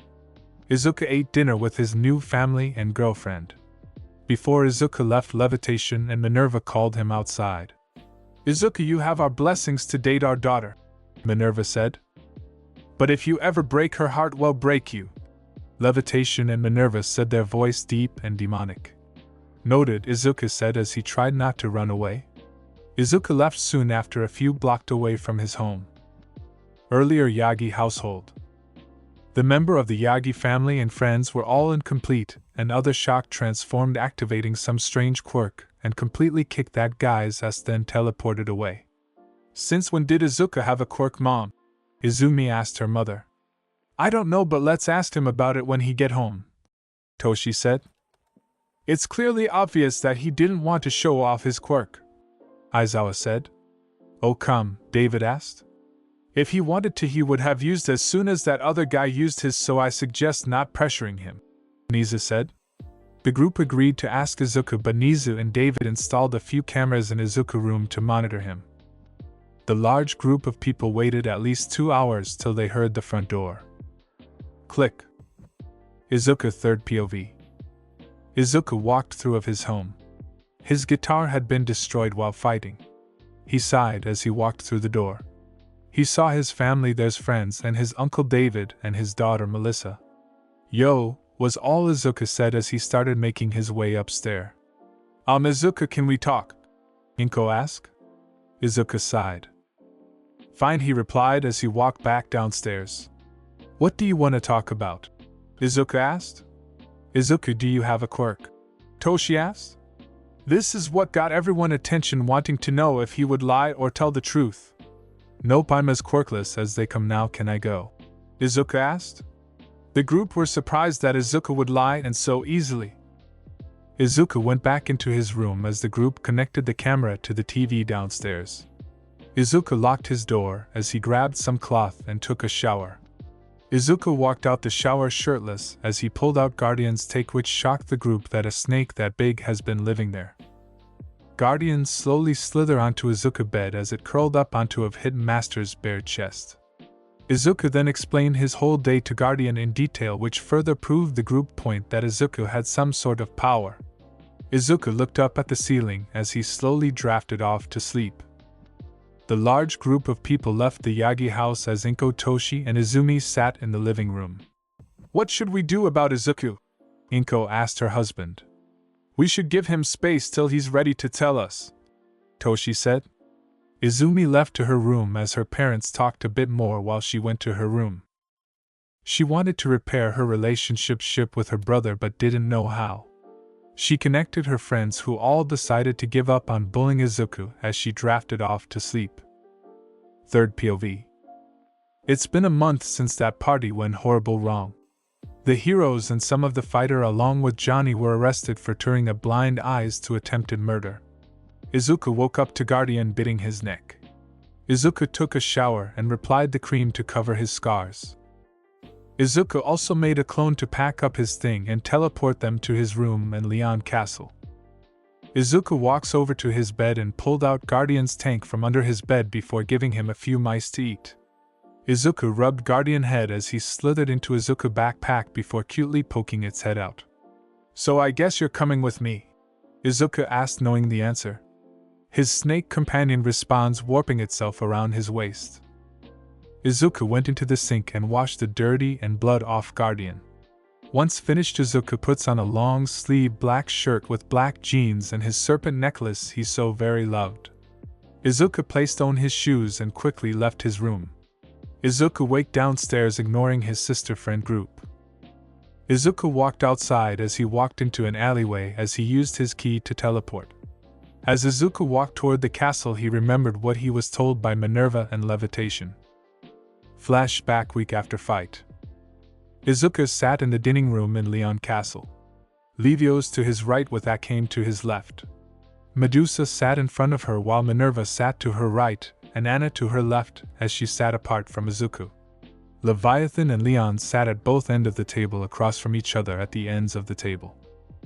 Izuku, or should I say Lance, we've decided that after what happened after that fight that Levios and Medusa will be accompanying you while you attend UA. They're also something we're going to be explaining something to you, Leviathan said. Izuku was then given a long and detailed about serpent history. He learned that serpents were one of 6 noble races. The others being wolves, who were overly prideful, the bears who were incredibly lazy, the giants who specialize in enlargement magic, the phoenixes who are enemies of the serpents. Then there were the fairies who were more or less sideline, only joining in wars when directing affected. Izuku also learned that Medusa was now his mate, and that he must now protect her no matter what. He was also told that Medusa will be his queen and that once Izuku surpasses Leviathan and gets the people recognition, he will succeed the throne. He also learned that he was finally strong enough to live in the serpent world. End of flashback. Izuku was finally arrived at Leviathan Castle as he saw Levios and Medusa. Both were dressed like Izuku in all black. Izuku teleported the group a few blocks away from Yue. Izuku and Medusa were holding hand blushing as Levios teased both of them. When the group arrived at Yue, they were shocked at how big the building was. The group walking into the testing room. Izuku sat next to Medusa with Levios to his right. "Okay, tester, are you ready?" The loud head present Mike said, getting silent in return. Tough crowed, "Well, anyway, as I'm going to explain the test," he said, as four silhouette of four robots appeared. "Each robot will give you a certain amount of point, 1 pointer having 1, 2 pointer having 2, and 3 pointer giving you 3 point, Mike said. Then of course Silda had to say something. "Sir, there's no fourth robot on the guild," he said. Izuku got pissed and decided to say something. "Hey dumbass, if you have let him finish he would have told you that the fourth robot is an obstacle and give no points, so instead of being a dumbass and interpreting, sit down like a good little boy and have a lollipop," Izuku said, saying the last part in a mocking tone. The testing area bursting to laughter, with even the teachers laughing, while Ilda glared at Izuku, vowing his revenge only to get a wave off bloodlust his way, making him piss himself and cower in fear. After that explanation, Izuku an entrance test which Izuku used Medusa telepathy abilities to help them cheat. They was given a test area and was placed in the same area as Medusa and unfortunately Izumi and Ilda. Izuku and Medusa were both slightly talking. Izuku removed his hoodie and warped it around his waist, leaving him in a sleeveless black shirt which showed off his muscles. Medusa blushed and drooled a bit seeing Izuku muscles, though she did want to see his scars. Izuku saw Medusa and smiled as he talked into her ears. "Don't worry, I'm all yours when you're ready," he quietly whispered into her ear. Medusa blushed before facing ahead. Izuku allowed Medusa to compose herself before both walking toward the front. Ilda thought of stopping them but was too afraid of Izuku, while Izumi looked to what she thinks to be a couple flirt. She was currently thinking about what she was told by her parents. Flashback. The Todoroki family, the Bakugo family, along with Ilda, Momo and Ochako sat in front Inko and Tashinori Yagi. "Okay Inko, why did you invite us over to talk?" Mitsuki asked. "Well, it's been over a month and Izuku still hasn't told us about his quirks, so I've decided after the entrance exams we'll confront him about it," Inko said. The group of adults agreed while the children went into Izumi's room to talk. "Hey guys, I think we should stop bullying Izuku," Izumi said. The females of the group agreed while the boys had alternate ideas but nevertheless lied. Present. The doors of the exam opened. While everyone else stands still waiting, Izuku and Medusa bursted off using lighting to enhance their speed as they both destroying a 3-pointer. "What are you waiting for? Get there now, counts down and battle start like those two," he said as everyone began running into the test area but were already behind Izuku and Medusa. Izuku and Medusa weren't going after any robot in particular, the two just destroyed any robot that going into their sight, gaining points higher than everyone. Monitor room. The heroes were watching the many group of examiners. "Looks like we've got a good batch this year," said the pro hero Snipe said. "Especially that group," Aizawa said. The screens changed to Izuku, Levios and Medusa. Izuku was just walking as a trail of ice followed him with spikes raising out of the group, impaling any robot that gets within a 5 meters of him. It was kinda sicking as there was just a graveyard of destroyed robots. The next one they looked at was Levios, who was slicing robots' head off and looked bored doing it. Next was Medusa, which really sent chill down the teacher's spine. Medusa used her snakes to turn the machines into stone and destroy them with lighting attacks. Author: I know in mythology it only works on people who look into her eyes, but it's not so. Yeah, the teachers were all wonder about those student. "Needs pull up those 2 files and All Nights and GT Sun 2? Aizawa asked. The screen then changed to a file of Medusa, Izuku, and Levios. Name: Medusa Pep. Age: 15. Quirk: Serpent Queen. Relatives: Father: Leviathan Pep. Mother: Minerva Pep. Name: Levios Serpentine. Age: 15. Quirk: Serpent Royal Knight / Element Manipulation. Relatives: Father: Leon Serpentine. Mother, Anna Serpentine. Younger sister, Akame Serpentine. Twin brother, Izuku Serpentine. Name, Izuku Serpentine. Age 15. Quirk, Serpent King candidate / element manipulation. Relatives. Father, Leon Serpentine. Mother, Anna Serpentine. Twin brother, Levios. Younger sister, Akame Serpentine. The group looked at the information, but two were shocked. Nisa, I think the information is wrong. His name is Yagi and his sister is Izumi. His doesn't have a brother and his parent name too, GT said. I'm sorry to say it, but I'm not wrong. A few months ago he changed his information. You'll have to ask him about it later, Nisa said, but he had an idea that something else was to do but pushed it to the back of his head. Exams. Izumi had been trying to focus on herself but couldn't. She kept trying to catch up to Izuku, but he far stronger in every aspect. Izumi felt the ground rumble as many students started to push past her. She looked up to see a giant robot. She ran but heard a scream for help. Looking back, she saw a random student about to be crushed. She frozen in fear as she looked at the room robot about to crush the student, but the robot began to turn to stone. She looks over to see the girl who was talking to Izuku turn the robot to stone as Izuku ran up the arm and destroyed it with a lightning-infused punch. She was useless and was going to let a person die, but her brother, who she bullied for years, just helped save a person when she was too afraid to move. Okay, the test is over, please exit the exams, Mike said. Izumi walked toward Izuku, grabbed the snake hair girl and started walking. Izumi followed the two as she met up with her friends who hid behind a corner listening to their conversations. So you guys ready to go, or are you two gonna go kiss again? Livio said. Shut up, both yell at him as he laughs. The three of them go into an alleyway where they teleport away. Izumi group walking into the alleyway only to see a flash of light before noting. The group decided to go to Izumi's house as she entered her room to wait for Izuku, but he never came home and his room was empty. She told her parents, who called the cops but weren't able to look for Izuku since he changed his parents. Third POV. Izuku woke up in his room within Leon Castle. Izuku felt something heavily on his chest. He looked down to see guardians had grew slightly in size and had become heavier as he rested on Izuku's chest. Guardian eyes opens as he slither off his owner onto a heat rock next to Izuku's bed. Izuku reluctantly got out of his bed as he enters his shower. After shower, Izuku put on his school uniform but loosened his tie and undid the tip bottom. Izuku exited his room to see Levios had his uniform the same way. Both smirked at each other before going toward the dining room where Anna, Akame, and Leon waiting for the two. Both sat down where Anna put a plate of pancakes. Leon began to scarf down his pancakes, which led to Izuku and Levios doing the same, which caused Akame to following in their footsteps. Anna looked at the group in a bit of disgusted, but she was happy that they loved her cooking so much they ate it like wild lions on a hungry day. Anna ate her pancake in a more civilized manner than the rest of her family. Izuku / Lance and Levios waved as they walked off toward Leviathan's castles to get Medusa. Unfortunately, Medusa took 2 hours to get ready. Izuku blushed at his good she looked in a uniform.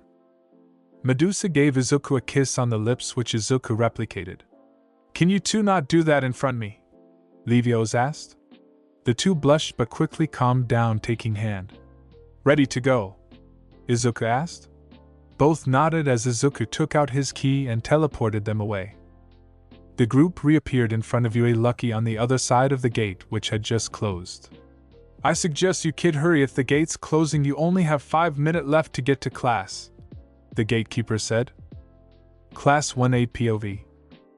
Aizawa had just risen out of his sleeping bag and was about to explain the quirk test but stopped when he heard multiple fast footsteps.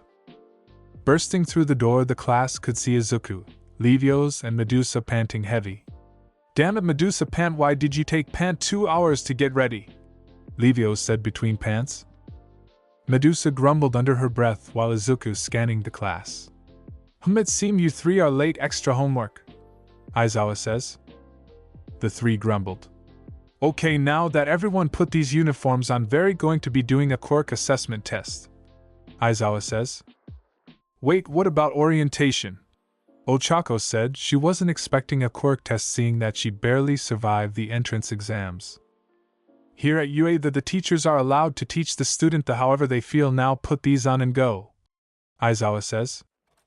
The students began to change while Izuku, Medusa, and Levios began to leave. Wait, you guys are listening to him? A red-haired teen asked. Yeah, he is the teacher after all, so he's in charge, Levios says with Izuku and Medusa nodding. I likes you three already, Aizawa says with a grin. The class then exits going into their respective changing rooms. Boys' locker rooms. Izuku and Levios both walk into the changing room completely ignoring everyone. As both began to change, Izuku didn't notice but one of his smaller scars didn't get covered. The scar was a straight line going down from Izuku's armpit, and was caused when one of Ilda kicks caused one of Izuku's ribs to break and pierce his skin. Izuku tried to change as fast as he could and Levios tried to cover Izuku by standing in front of him, but someone still saw. Whoa dude, what's with the scar? The same redhead asked. Izuku looked at the scar, remembering on of the beating he received. He then looked to Ilda, Shoto and Katsuki, who had a cocky smirk on their face. Izuku didn't know it, but his anger of affecting every serpent, giving them all a bloodlust to kill the three, but lucky most were strong enough to not be affected, but a few weren't. Levios put a shoulder on Izuku as he was also being affected. Izuku looked at his brother to see one of his eyes were red with a black split. Izuku nodded before taking a quick breath, calming down. It's nothing, just a painful memory, Izuku says. The boys except a certain few were curious about the scar but pushed it to the back of their minds and went back to changing, but a certain grape-haired kid had different ideas. Hey guys, look, I found a hole into the fire bathroom, let's look. I can't wait to see the snake-hair girl's boobs or the black-hair girl assess. Before he could finish, a sharp glare sent chill down his spine. The purple-haired teen turned around only to see death.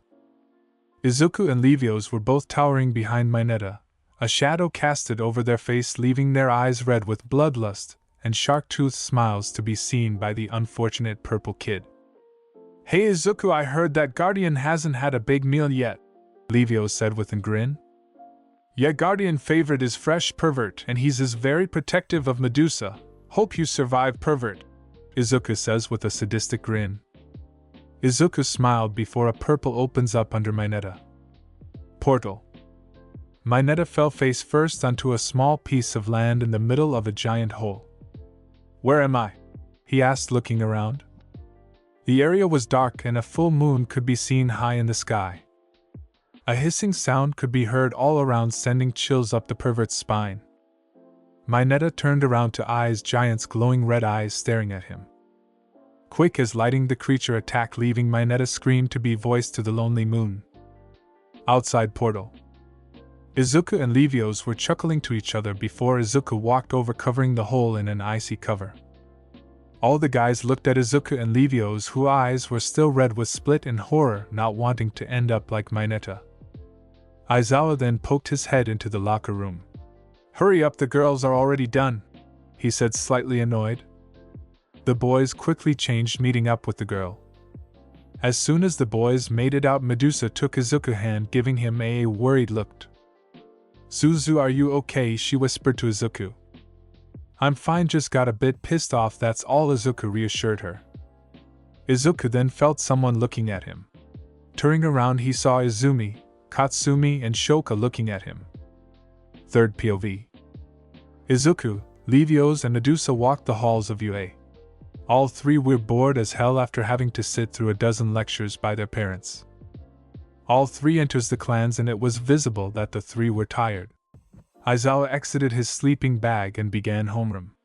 Classes went by relatively fast while three students were sleeping the whole time. The class noticed that Aizawa has quickly left the class, and soon after multiple fast, hard and rapid footsteps could be heard. We are coming through the door like a normal person, All Might and GT yelled as they entered the class. The class erupted into cheers so loud it caused the 3 sleeping serpents to wake up. Bad idea.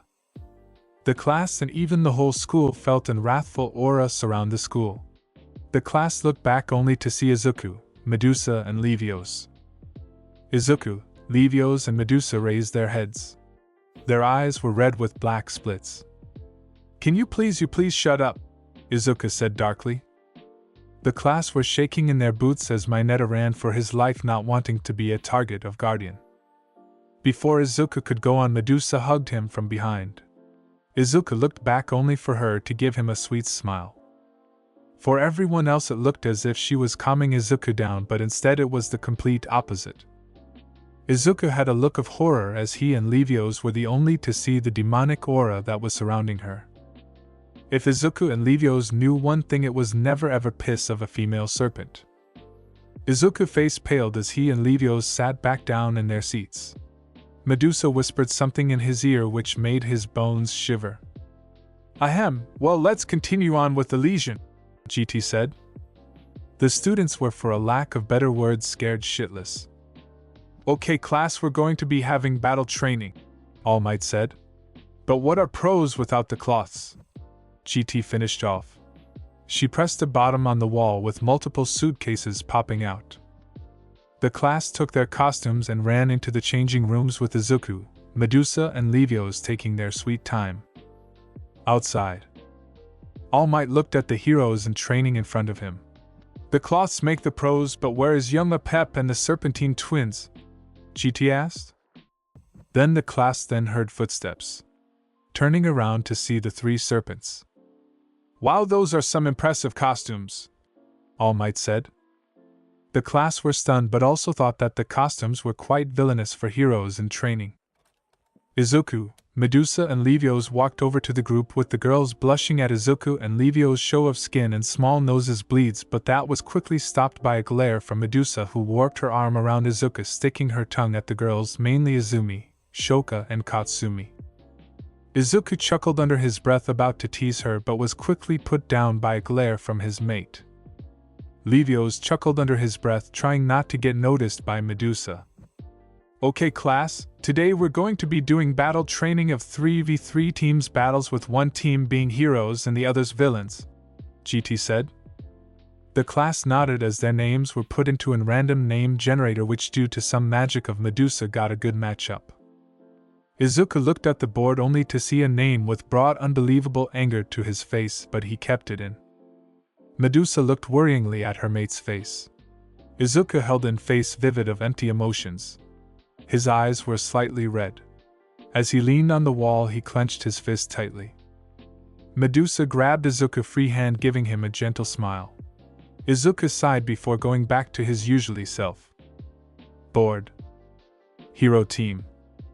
Izuku Serpentine. Levios Serpentine. Medusa Pep. Villain team. Katsuki Bikugo. Shoto Todoroki. Izumi Yagi. Izuku, Medusa and Levios waited for villain team's pre-time to be over. As Levios and Medusa were about to enter the building, Izuku placed his hands on their shoulder. "What is it, bro?" Levios asked as he saw Izuku's eyes burning with rage. "I'll take on Katsuki," he said. Both nodded. No, Izuku needed this. "I'll take on Izumi," Medusa said. She was looking to get some revenge for her future husband. Levios shrugged his shoulders. "Well, I guess I'll have to just kick the burnt-faced dumbass," Levios said. "I'll get a few punches in for you." Izuku and Medusa chuckled as the 3 walked into the building. The 3 sniffed the air, getting the scent of their targets. Izumi was guarding the bomb. Shoto was a bit farther, with Katsuki rushing his way here. "Guess I'll go kick his ass," Izuku says as he dashes off with Medusa and Levios chuckling, going to their targets. Izuku vs. Katsuki. Katsuki was blasting his way toward the entrance only to be met with a taloned foot to the face. Katsuki, who wasn't expecting the impact, was launched hard into the thick cement walls, creaking it. Katsuki picked himself up, looking at Izuku wrathfully. "You damn Deku, you think just because you have some shitty quirk that you can beat me? Hell no!" he roared as he charged Izuku. Izuku smirked as he cracking his knuckles before dropping into a serpent stance. What's with that damn smile? Katsuki asked enraged. Oh, nothing much, I just can't wait to feel my fist connect to that damn ugly face of yours, Izuku said cockily. Katsuki enraged, blasting toward Izuku. Katsuki ran toward Izuku, blindly throwing massive explosions toward Izuku, who kept creating ice wall. While Katsuki was blindly throwing explosion, he was only grinning as his plan was going smoothly. Katsuki didn't notice, but the melting ice was melting, creating fog. The fog was getting thicker and thicker as Katsuki explosions were getting bigger and bigger. Izuku jumped back, wiping some sweat off his head. Creating multiple ice wall had costumed 1/10 of his magic, but his plan was ready. Izuku began to channel his water magic to sense the water vapor coming in to connect with Katsuki. Izuku used his enchanted eyesight to see a bare silhouette of Katsuki. Katsuki suddenly felt pain in his stomach as he could barely make out Izuku's fist in his stomach. Katsuki was launched back into a wall, but before he could fall, Izuku had his foot and talon deep into his chest. Izuku had a smirk as Katsuki screamed in pain, holding his chest. He fell to his hands and knees, holding his chest with his left arm, only to be met with Izuku's foot to his face. Katsuki was launched back into the same wall, breaking through into a different room which quickly filled with fog. Izuku noticed that the fog was starting to fade and knew he needed to finish this fast. Izuku activated his lighting magic across his body before dashing toward Katsuki. Katsuki could only see a bright blue aura. As a last defense, Katsuki raised his arm, pulling the pin of his gauntlets. A large explosion burst through the area, with Izuku taking the brunt of the attack. Katsuki began to launch as he thought that he had finally killed Izuku, but unfortunately for him, the last thing he saw. Izuku had taken the full brunt of the attack, bursting through it, landing in a multitude of lightning fast attacks all over Katsuki, who was launched back and indented into the wall. Monitoring room. The class was unable to see anything from Izuku's fight, but when the fog fell, every girl in the class immediately had a nosebleed. From the waist down, Izuku's lower half was covered in scales, which luckily was able to curve his you-know-what to a side, making it invisible to the human eye, but his entered upper half was completely exposed, showing his godlike body. Every girl in the room had fall back with bloody spurting everywhere, with Inko hiding hers behind the clip bag she was using to hide her nosebleed. Training room. Izuku suddenly sneezed as he felt perverted thoughts about him that didn't seem like they were from Medusa. Izuku then felt the magic energy of Levios and Medusa, indicating that the two were in combat. "I'll go search for the bomb then," Izuku said as he walked toward the bomb. Levios versus Shoto. Levios stood in front of Shoto, giving him an hateful glare. Shoto was confused. He didn't know Levios or did anything against him. "Why are you mad at me? I don't even know you," he asked. "Well, my brother Izuku does have some history against you, and for what you've done, I'll kick that half-burnt ass of yours," he said. Todoroki was pissed as he blasted a pull of ice toward Levios, which was destroyed by a barrier of wind that surrounded Shoto. "Oh, getting mad, how about you use that fire or yours and really give me a show?" Levios taunted. "Shut up," Shoto yelled as he blasted another wall of ice toward Levios, only to have no effect. Levios then vanished from Todoroki's eyesight before landing a punch to his face, which sent him barreling into a wall. Levios then used his to disable the cameras and sound records. Todoroki raised up from the wall, holding his face, which was slight bruised. "You're pissing me off," he said as he launched another pillar of ice. Levios was getting pissed. This half-burnt bastard was half-assing a fight against him, the next Serpent Lord's general. "No, this shall not pass." Levios broke through the ice with just his raw physical strength, appearing in front of Todoroki. He reeled his arm back, giving Todoroki a devastating punch to the face, sending him through the wall. Levios didn't stop as he grabbed Todoroki by the hair and slammed his head into the wall repeatedly. A fire was burning inside Leviso. His eyes burned a scarlet red. His hand began to be covered by the earth inside the was as he smashed Todoroki's face through the wall before releasing him. Todoroki was unconscious on the floor, bloodied. Levios smiled as he had finally done it. He'd unlocked his 3 elements, and was now one step above Izuku. He smiled as he was going to gloat his ass off about this one. Leviathan then collapsed to the ground due to the immense amount of magic lost from awakening his 3rd element. Medusa vs. Izumi. Medusa was crawling through the ventilation system. She looked through one of the vents to see she was above Izumi. She used her water magic to flood the room up to Izumi's knees. Izumi was so fucking confused on where all this water was coming from, but suddenly felt the water began to freeze her legs. Izumi tried to use one for all, but suddenly her arms were turned to stone. She only then saw the red eyes of Medusa and her snakes in the vents. Use her telekinesis, she crushed the vent only for multiple snake to pour out. Too bad for Izumi, as unlike her brother who loves snakes, she was scared shitless from them. The snake began to pile onto each other before reforming Medusa. "Well, that was rude, but I'll let it pass since I'm going to be winning this," she said as she made her way toward the bomb. "Give me back my brother, you bitch," Izumi said coldly. Medusa froze. Not only had she just been called a bitch, but this woman was demanding that she'd hand over her mate. No way in fucking hell. Izumi didn't know it, but she had just opened the biggest can of whoop as she could ever hope to. Medusa turned around, immediately turning the cameras to stone. Her eyes were blood red with snake following suit. Izumi was not prepared for the brutality. But unlike Izuku and Leviathan, Medusa liked to deal physiology trauma to her enemy. "Oh, I have something for you, Kakuku," Medusa said. She wiped begin Izumi, showing her with leaked and green substance. Don't ask why she became Frisia for a second.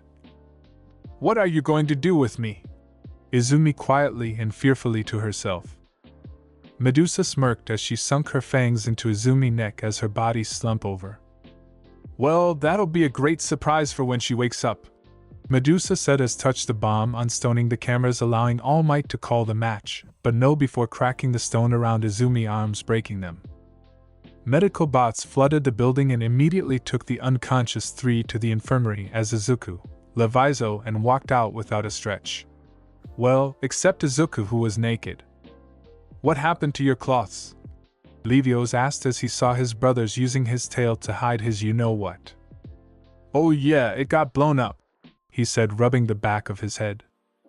"Oh yeah, guess what? I unlocked my 3rd element, Earth, so that makes me stronger than you, ahahaha." Leviathan laughed like an idiot.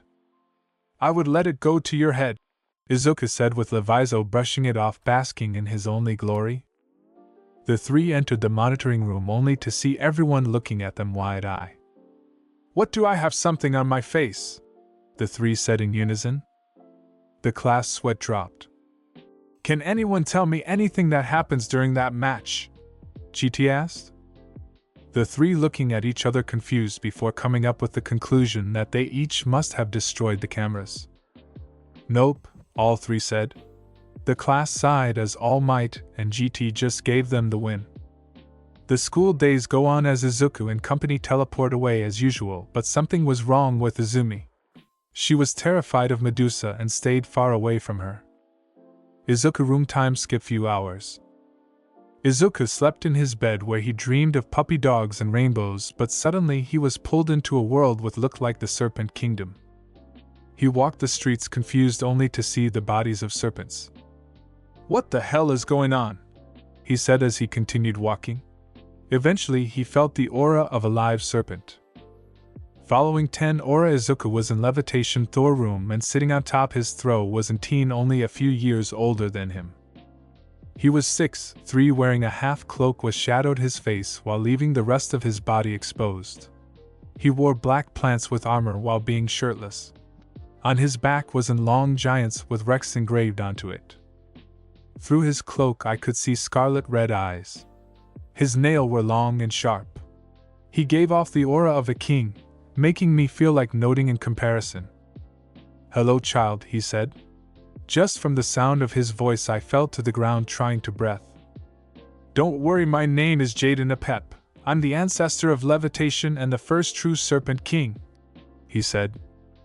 The weight of pressure began to lighten as Izuku was able to stand to his knees but unable to talk.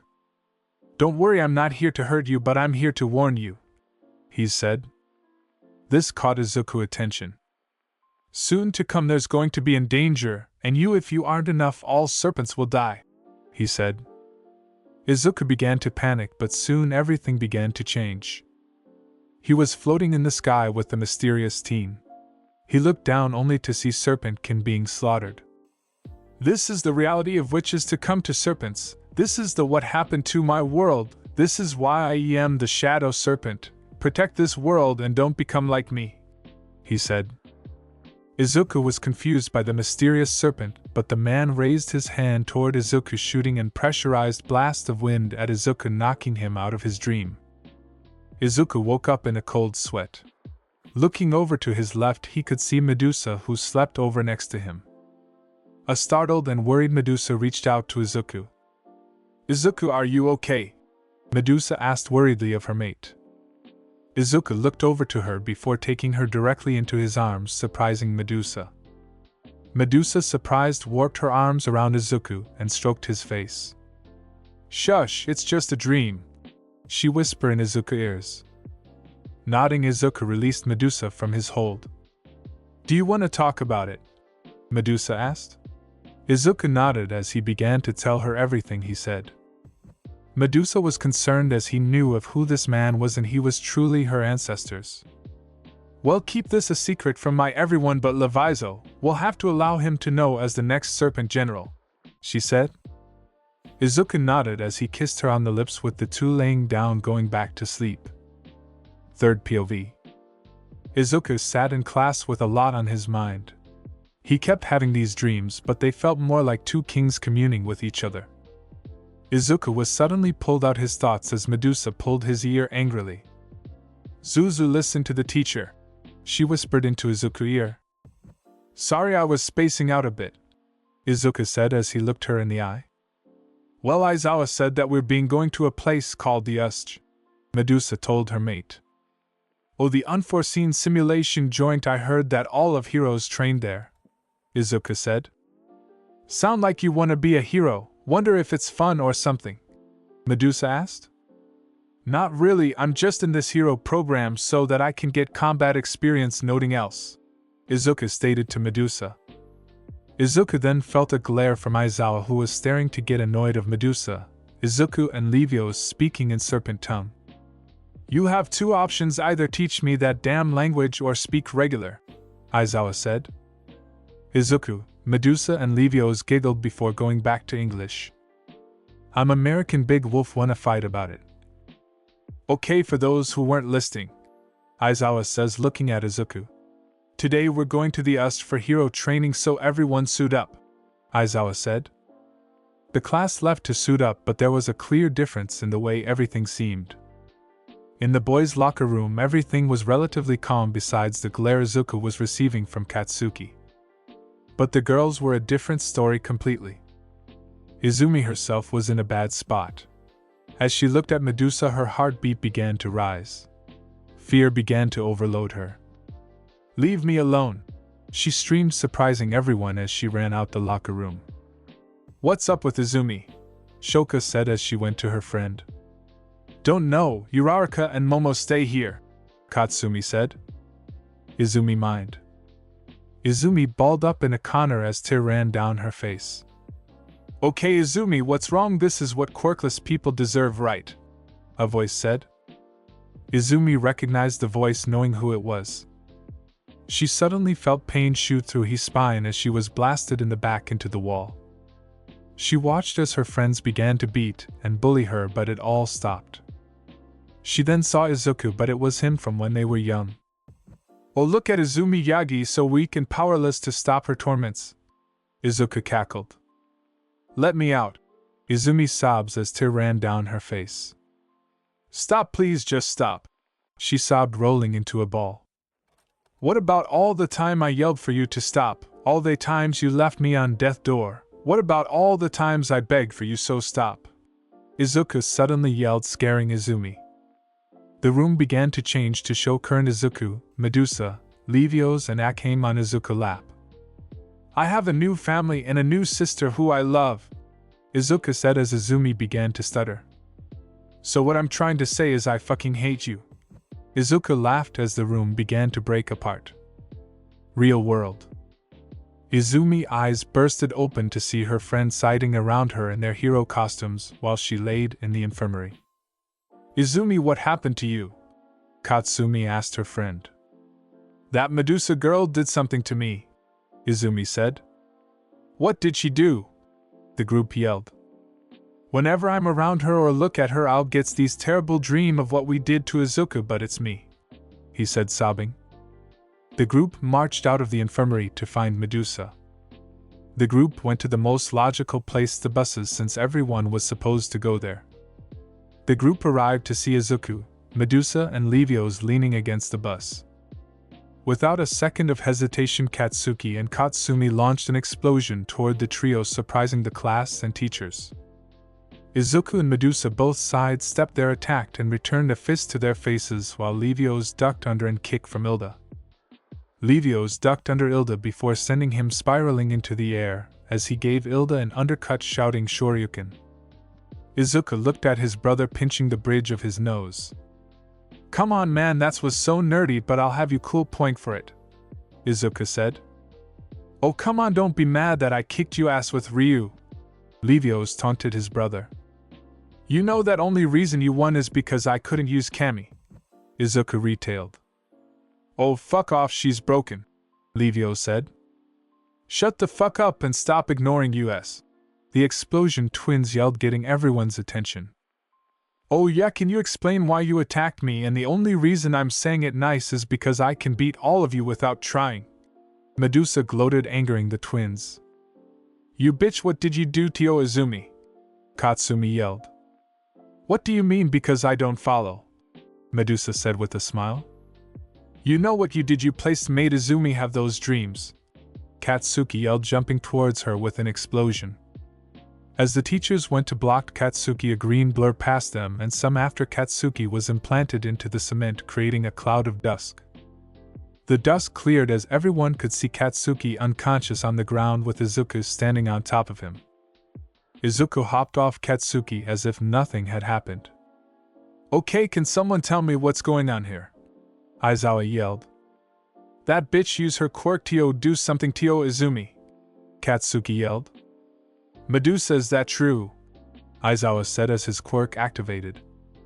Sorry sensei, but even if I did I wouldn't know since my quirk works off emotions, so I could have injected her with too much fear toxin, Medusa said, lying through the skin of her teeth. Well, is there a way to remove the toxin? Aizawa asked. Yes, Zuzu made a voice vaccine for it, Medusa said. The class locked over to Izuku, who was on his phone. Izuku, do you have the cure? Aizawa said. Yeah, but I have to go get it from my house, BRB, Izuku said as a portal opened up underneath him and Medusa. Serpent Realm. Earth Realm Loot End. Izuku and Medusa dropped through Izuku portal. Izuku looked calm while Medusa held an beet red blush on her face. What's up with her? Aizawa said. Levios bursted into laughter as he could smell Izuku's scent all over Medusa. Levios switched to serpent tongue. So you marked her, you're lucky that our parents won't be able to smell Izuku's scent on her, or else you two would have a lot explain, he said, laughing at the end. Izuku and Medusa both blushed before looking at Levios with a face of confusion. Then how come you can smell it? Levios said. Well, I am the next Serpent General, it would make sense that I could smell by Bother's scent, he said smugly. Both looked at Levios, creeped out. Just kidding, I can see that your aura's mixed and everyone is going to smell you, he said, laughing. Izuku gulped, knowing that he'll have two anger fathers to deal with, one being his, and he didn't even want to think about what his mother was going to do to him. Medusa had the same mindset as both, then looked at Levios. An evil smile formed across their lips as a dark aura began to surround them. Levios began to tremble. Why are you two looking at me like that? He said, shaky. Well, we're dead, so we might as well take you with us, both said in a menacing tone. Levios knew he could take one of them in a fight, but two was pushing it, so like in Possum he played dead, passing out. Izuku and Medusa looked at each other before laughing. The two then faced the confused class before switching back to English. "Sorry, here's the cure," Izuku said as he pulled out a massive syringe which caused Izumi to faint. "Okay, now here's the real one," Izuku said as he pulled out a massively smaller syringe. "What are you waiting for?" Katsuki said to Medusa in a low, not daring to encounter Izuku's wrath. "Well, I need one of you to cycle blood to her to that she doesn't receive too much," Medusa said. "Fine, I'll do it," Shoto said as he walked toward Medusa with Izumi in his arms. Medusa grabbed one of Shoto's arms and one of Izumi's arms as his claws sinked into the flesh.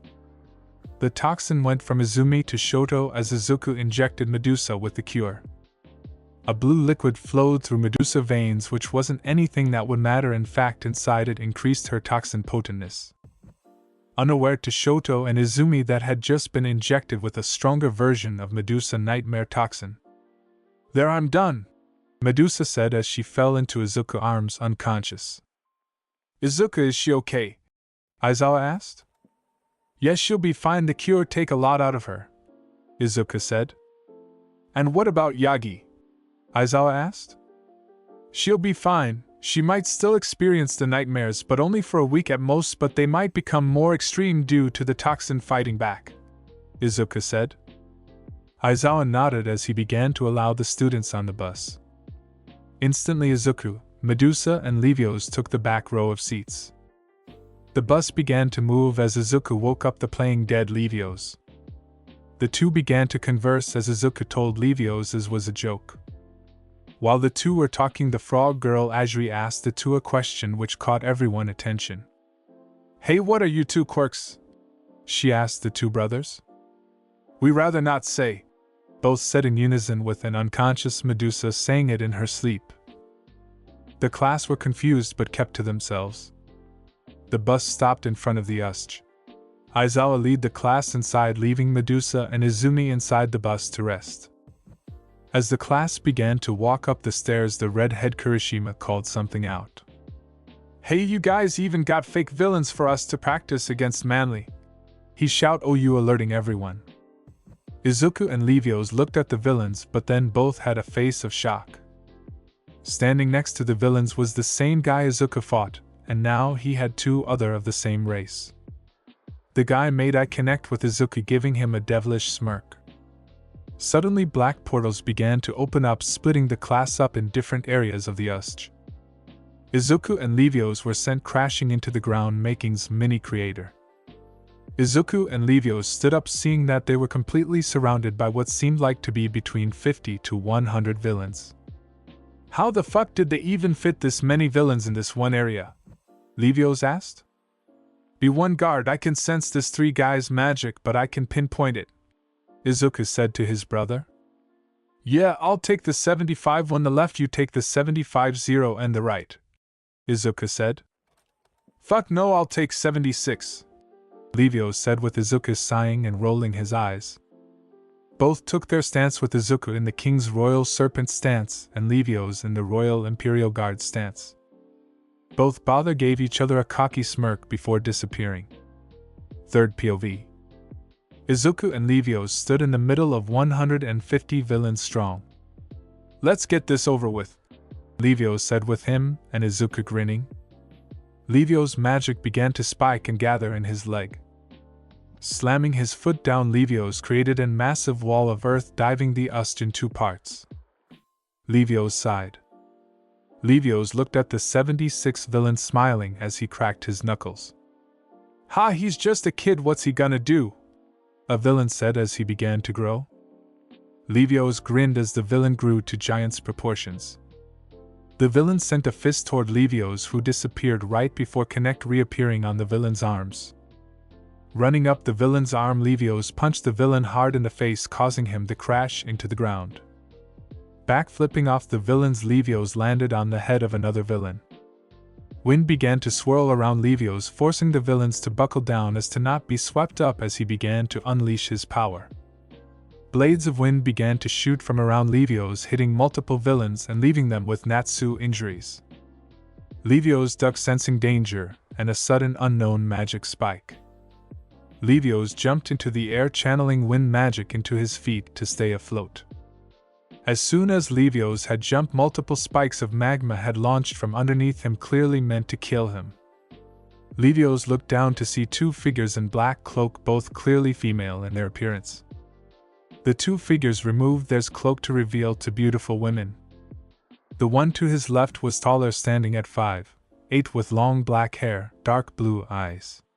She wore a sleeveless tie-neck shirt with baggy jeans. Her arms were covered with red phoenix-like feathers tattoos. She had a curvy figure that would make anyone other women jealous, with ample breast. She held a rather large black-colored claymore sword with the design of a phoenix engraved into it. The other was short, standing only at 5 foot tall, with short blonde hair and light blue eyes. She wore what seemed to be a black schoolgirl outfit with a skirt and stockings, leaving her toned flat stomach exposed. She seemed to have the same tattoos. She had an holster around her waist, which each holding a red-colored desert eagle. Levios was one guard, sensing an impressive magical level from both. Gathering both ice-earth magic into his hands, Levios created a large Sanbato sword. "You two are from the Phoenix faction. A shame such talent like yours would be wasted on a race of traitors and arrogant assholes," Levios said, pissing the two off. "And it's a shame such a pretty face like you and your brothers will have to be killed," the shorter girl said. "Well, if I'm going to fight you, I might as well get your names," Levios said, raising an eyebrow. "I'm Jewel and she's Violet and she's Amber and you're R?" the taller one asked. "Well, you're looking at Levios of the Serpent clan and the next in line for the Serpent general position," Levios said with a cocky smile. "Now who's being cocky?" Violet said as she dashed toward Levios. The two meeting in the middle, with their swords crashing against one another in a struggle for the upper hand. Levios soon jumped back, hearing the sound of two guns being fired. Levios narrowly dodged two bullets, with one grazing his right cheek and the other grazing his leg. Levios brought his sword up, defending against Violet's sword.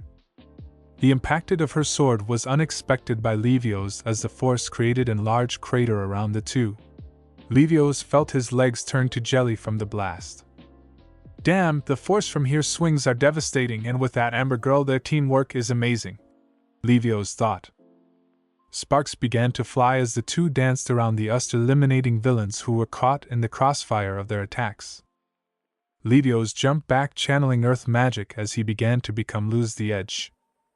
"Earth magic, earth-shattering dome," Levios whispered to himself as a dome of earth formed around him. "Damn, I gotta turn this fight around," Levios said. He was getting frustrated that he couldn't get past their teamwork. Levios suddenly jumped back out of the dome as spikes of magma launched out, catching his leg.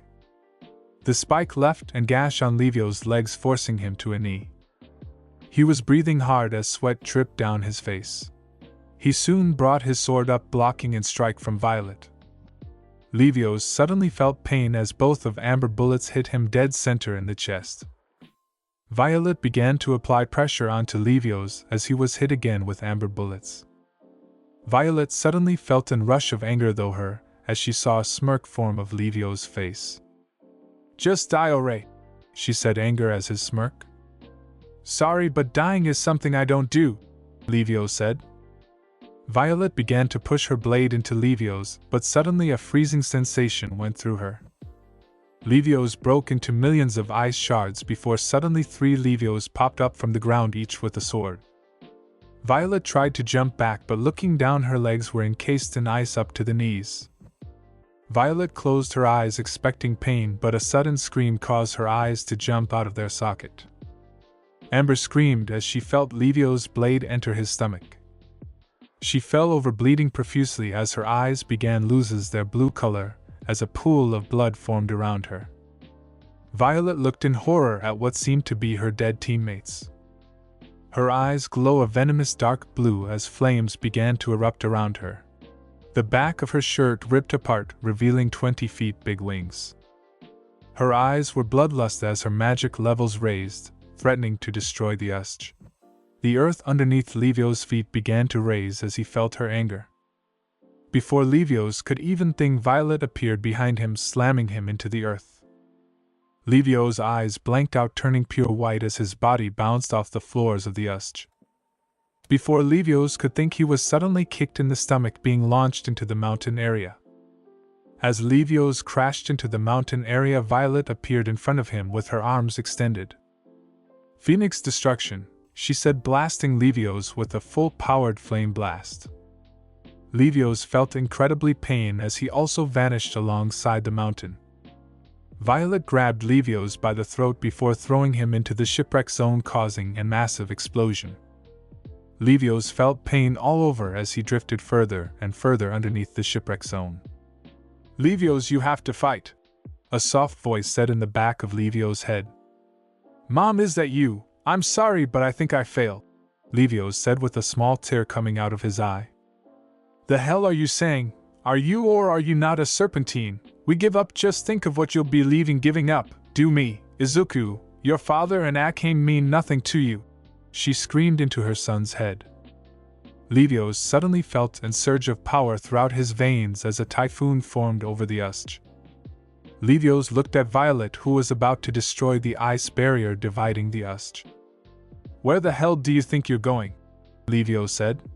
His eyes turned from his normal black to a sky blue. Lighting began to form around Livio's. The ground quaked as Livio's walked, fighting to destroy under his might. Violet looked at Livio's as fear and anger filled her system. Her mind knew she wasn't fighter for Amber anymore, but rather pure survival instincts. "Do you really think you can beat me just because you've gotten a power-up?" she exclaimed. "I'm not sure, but Mama ain't raised no bitch," Livio said. Livio's and Violet vanished before reappearing with a fist in each other's face. The force caused the entire USJ to shake and even destroy a part of the building. The two began a brutal battle of power, leaving a trail of devastation in their wake.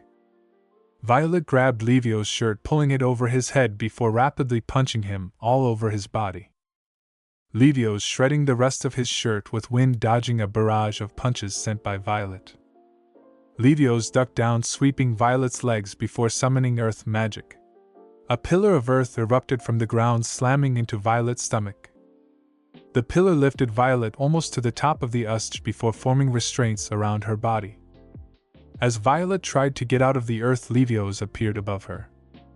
"Serpent General Technique King's Enforcer Slash," Livio said. A sword of lighting and water formed in Livio's hand as he slashed downward into Violet, sending her through the earth pillars. A large explosion consumed the area as Livio's fell down toward the USJ floor. Livio's hit the USJ floor hard. He was covered in blood and heavily injured. Livio's looked up to see Class 1A looking at him. "Help me," he said weakly, subduing to his injuries. Livio's saw as the class refused and didn't even bat an eye to help him. Anger began to swelling within Livio's. Suddenly Livio's felt himself being lifted up. He looked to his left to only see in person in ultraviolet light.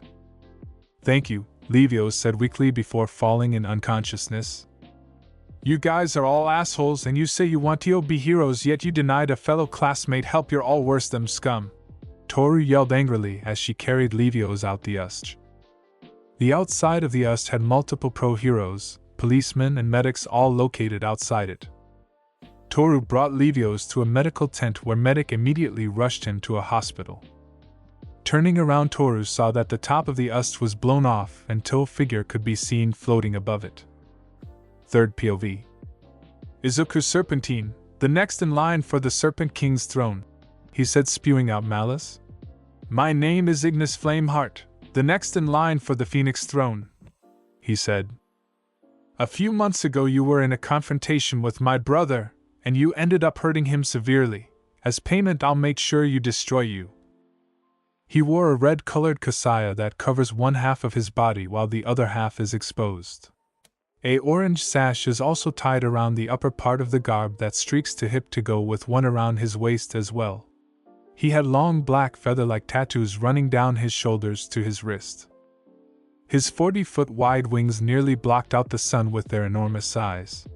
His eyes were a blazing crimson red. His scarlet hair was flowing wildly as he held a sinister smile. He tossed his sword aside in favor of his fist. While his opponents may have had held a sadistic smile, Izuku held a rather calm demeanor. Green scales began to cover Izuku as his tail formed. Izuku looked at him with cold eyes, but behind his cold eyes were an raging inferno. Izuku dropped his lancer as wind began to channel around his hand up to his elbows. Without a word, the two disappeared, reappearing halfway. The fists connected with each other's, causing the clouds to part. Both stepped back, testing each other out. Izuku reeled back, his fist hitting him square in the face, but to his surprise Ignis didn't budge. "Was that supposed to hurt?" he said with a cocky smirk. "Piss of you, flame bitch," Izuku said, annoyed.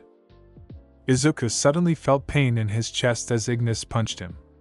"I'll inform you that I'm nothing like my brother," Ignis said.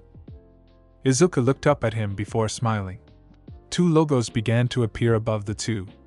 One was of a crimson flame bird with its majestic wings full exposed, while the other was a two-headed serpent with green scales and venomous black eyes. Izuku and Ignis soon fizzed out of visions as only glimpses of the two could be seen. Shockwaves riddled the sky as their battle continued. Neither Izuku or Ignis could get the upper hand on each other. Izuku was faster and more agile, while Ignis was physically stronger and more durable than Izuku. Izuku or Ignis wouldn't admit it, but they were starting to have a mutual respect for each other's strength, but unfortunately this battle would end with one of the other either dead or severely crippled. Izuku vanished behind Ignis as he began to channel magic. "Giant's water shuriken," Izuku said. Blades of water began to form around Izuku before being launched toward the Ignis at shocking speeds. Ignis channeled flames to his right arm before waving his arm to the left, unleashing a wave of flames neutralizing the attack. A byproduct of Ignis' attack was that a fog began to form surrounding Ignis. Suddenly multiple Izuku appeared around him, only to be destroyed by Ignis' flames. The fog began to thicken to a point where Ignis could hardly see a foot in front of him. Suddenly he felt pain riddle his body. He knew this was Izuku using the fog to his advantage, but two could play this game. Izuku went for another attack but jumped back outside the fog. A sudden spike of magic frightened him. The fog began to glow as sparks could be seen from the inside. Instantly Izuku created a barrier of wind around him. Izuku waited worriedly as he could feel the spike in magic, but suddenly he realized something. Ignis wasn't going to release his attack till Izuku came to him, and if Izuku didn't, the attack would surely kill everyone else. Izuku closed his eyes as a dome of ice began to surround Izuku. The dome began to harden around Izuku, turning to ice. With one last sigh, Izuku flew into the cloud of fog. Izuku felt the density and magic inside the cloud.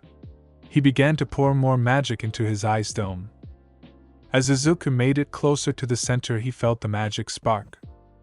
An explosion ensued Izuku, sending him to the floor of the USJ. His ice dome was barely withstanding the impact. Before Izuku could recover, his dome was shattered by a punch from Ignis, but that wasn't the end.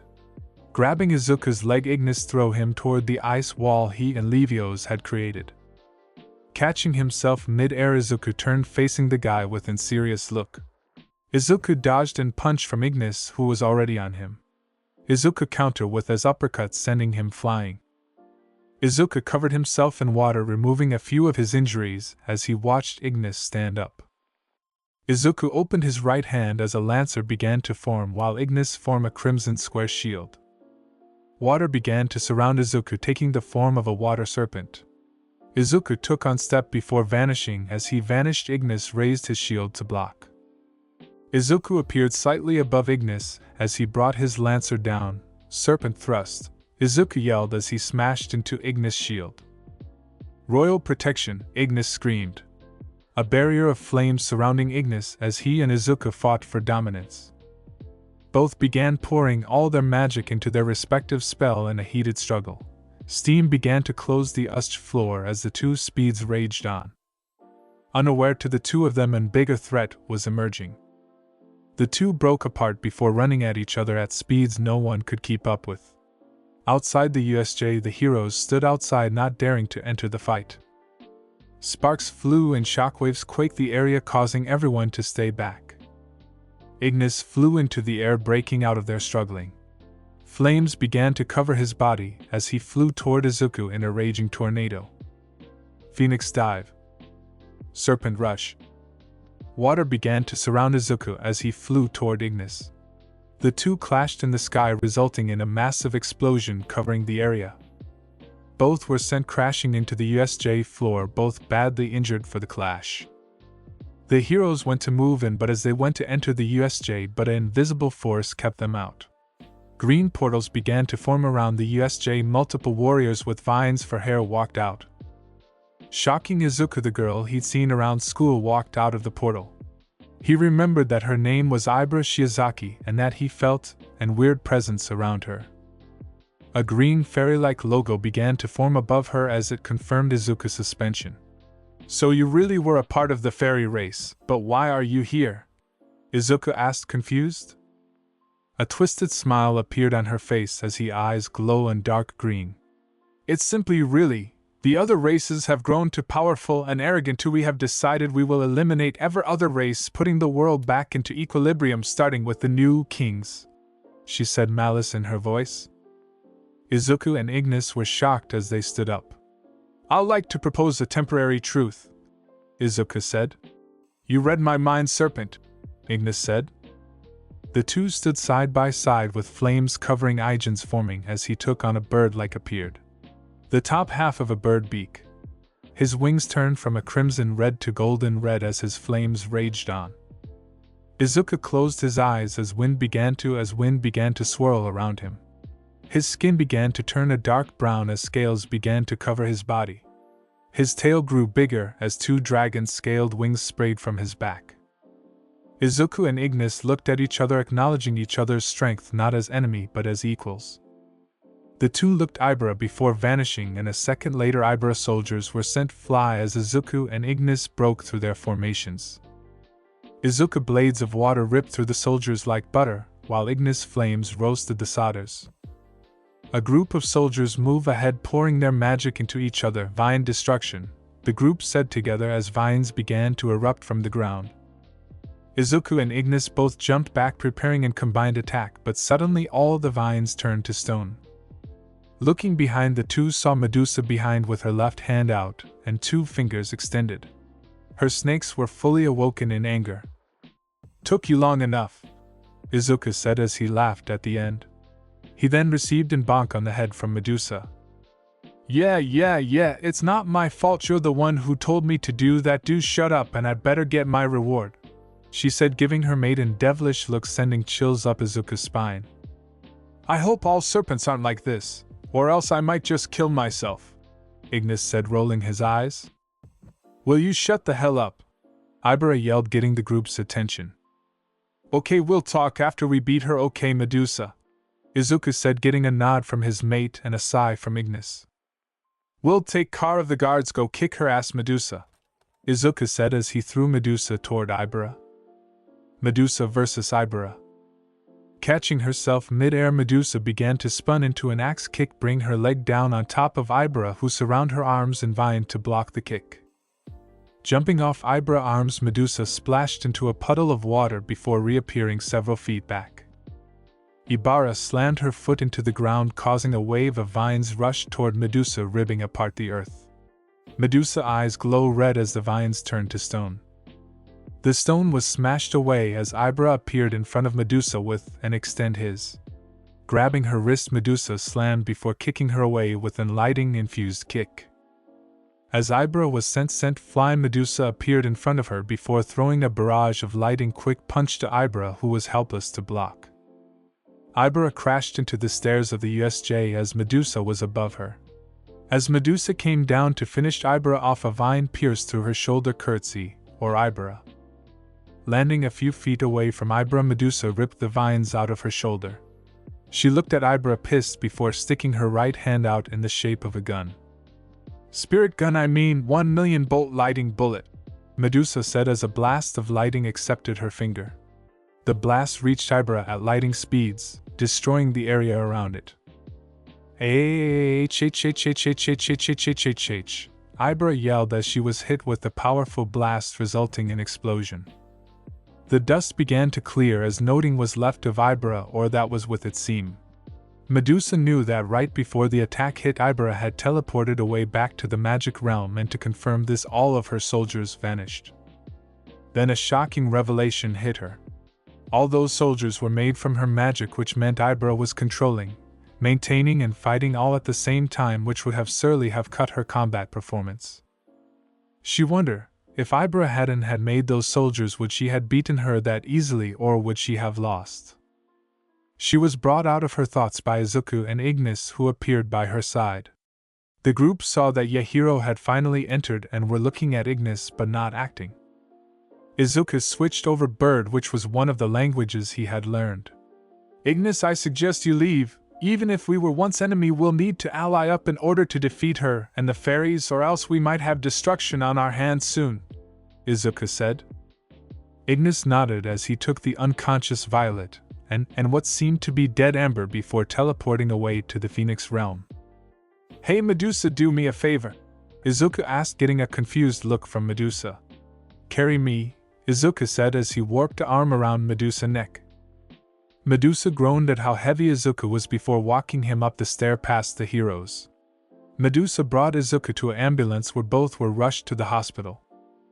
On the ride, the two medics couldn't help but sweat drop as they watched Medusa chew Izuku out for being so reckless. Third POV. Izuku and Medusa looked from a glass window at Levios. He had taken the most damage during the USJ attack and was still holding on strong.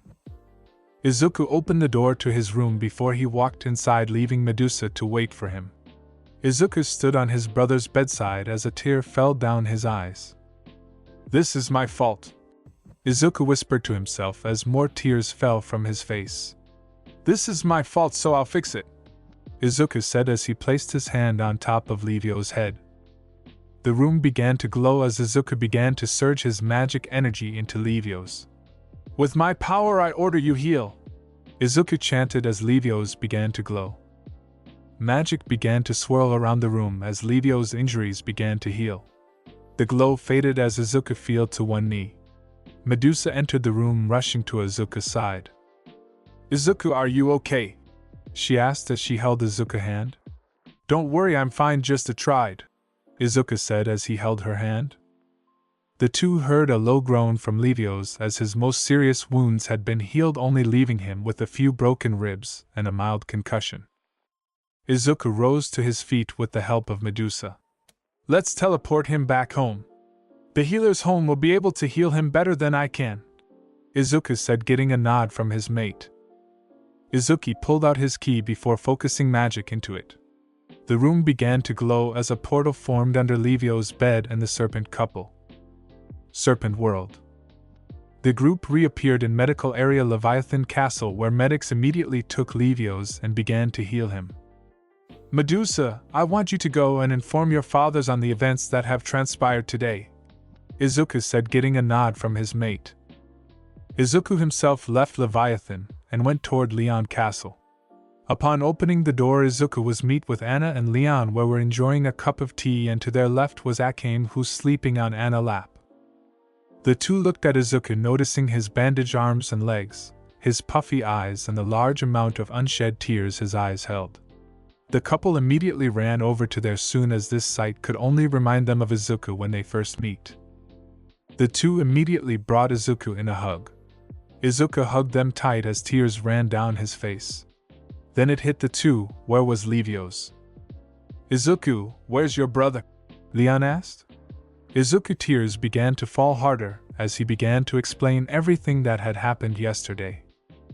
A week later. Sitting face to face, Leviathan and Izuku faced the king of the Phoenix faction, Azar Flameheart, and his son Ignis Flameheart. Izuku and Ignis locked eyes before nodding at each other, knowing that they'll be the ones doing most of the talking. Azar Flameheart was a massive man who matched Leviathan in height.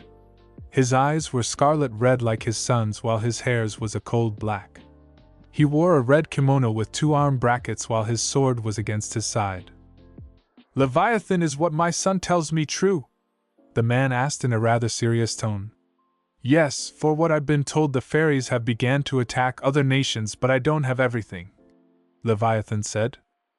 "From what we heard, they're planning on using Earth Realm as a battleground, and what some research we've done, it appears that they're converting humans into fairies to use as soldiers," Azar said, shocking the 2 serpents. "If this is true, we must act fast. Bring humans into this. Could the Celestials involved, and none of us would want this," Azar said, getting a deep sigh from Leviathan. "Father, if you don't mind, can you please inform me on who the Celestials are?" Ignis asked. "I as well would like to know who the Celestials are, father-in-law." Izuku saying that caused Leviathan to spit out his tea and Azar to burst into laughter. Whipping away tears, Azar spoke. "The Celestials are 2 beings of godly power. Their power is what separates our realm from the human realm," Azar said. "The Celestials are what you would call 2 gods. They created our realm and give us magic. The kings of each faction are those who they are recognized by the Celestials as powerful enough to lead a faction," Leviathan said, add on to Azar.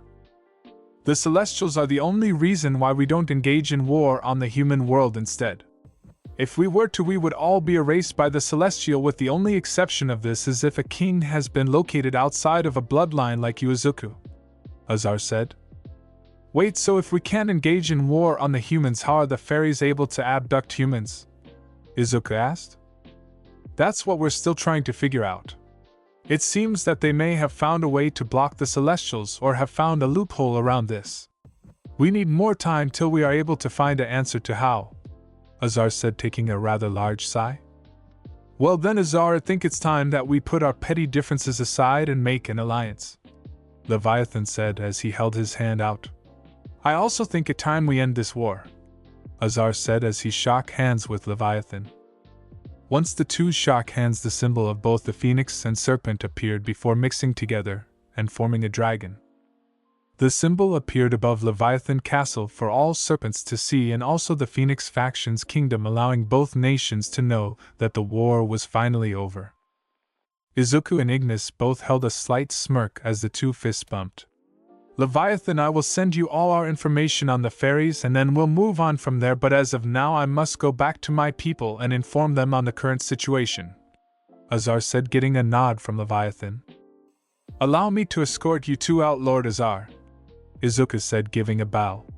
Azar agreed as Izuku escorted the 2 through the city. Azar and Ignis were quite pleased with their experience. Izuku could tell that they loved the tranquil atmosphere of the kingdom. Izuku brought the 2 to the north entry gates, where a small squad of 8 guards were waiting for their king and prince. Before leaving with their guards, Ijins walked toward Izuku before handing him something.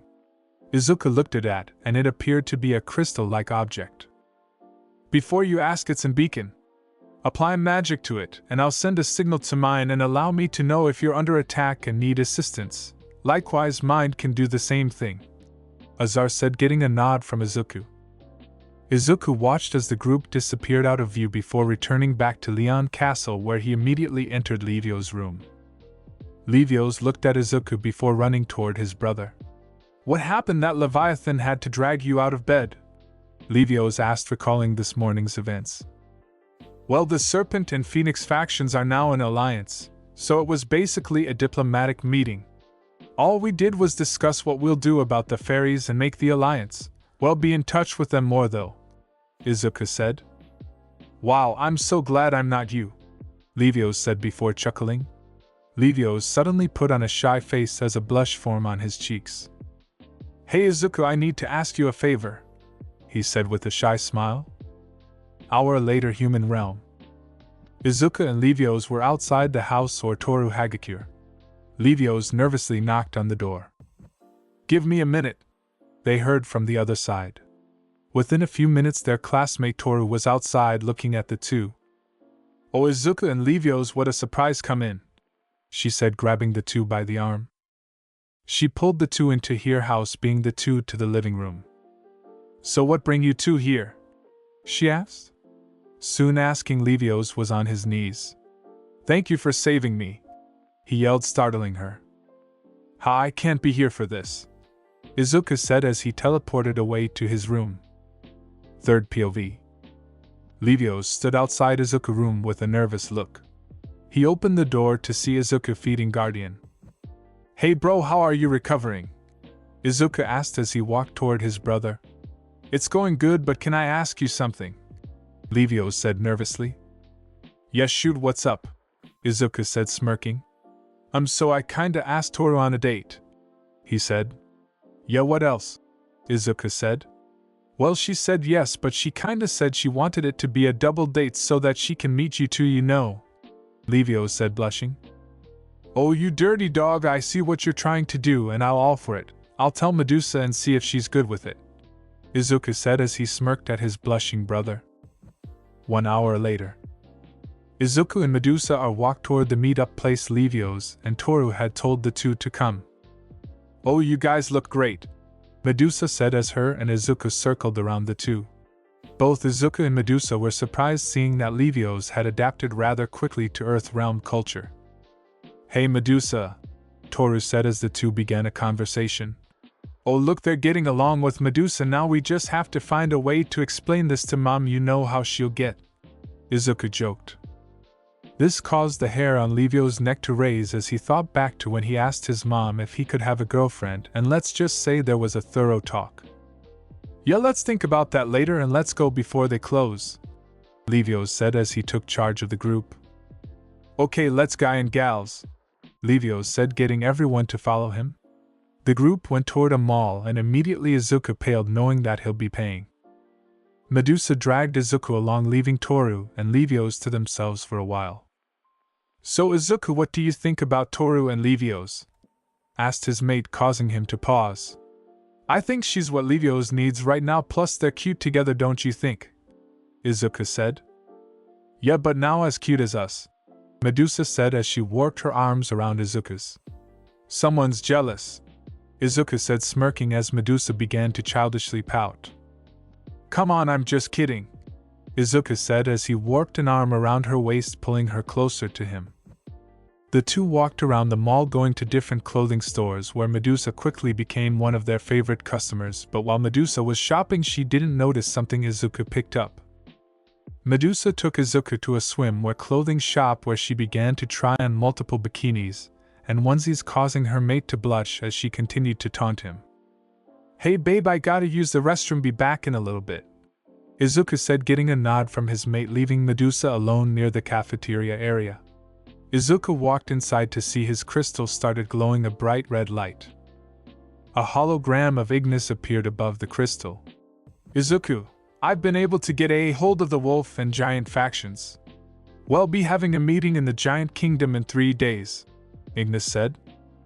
Okay, I'll inform Leviathan and we'll be there, Izuku said, getting a nod from Ijins, who ended the commutations. Izuku exited the bathroom before going to look for Medusa, and when he did find her he didn't like what he saw on bit. Izuku saw 6 to 7 guys standing around Medusa trying to hit on her. Hey baby, sorry took me a while, Izuku said as he pushed the guys away and grabbed Medusa, said, causing her to blush. Come on girl, come with a real man like me, one of the guys said as his friends laughed. Or what? Izuku said, smirking. The guys raised his shirt high enough to show that he had a gun, but that just made Izuku laugh. Izuku looked at the guys with his eyes become black and his pupils bloodshot red. Izuku licked his fangs with his long forked tongue before directing his bloodlust toward the group, causing them to freeze in fear.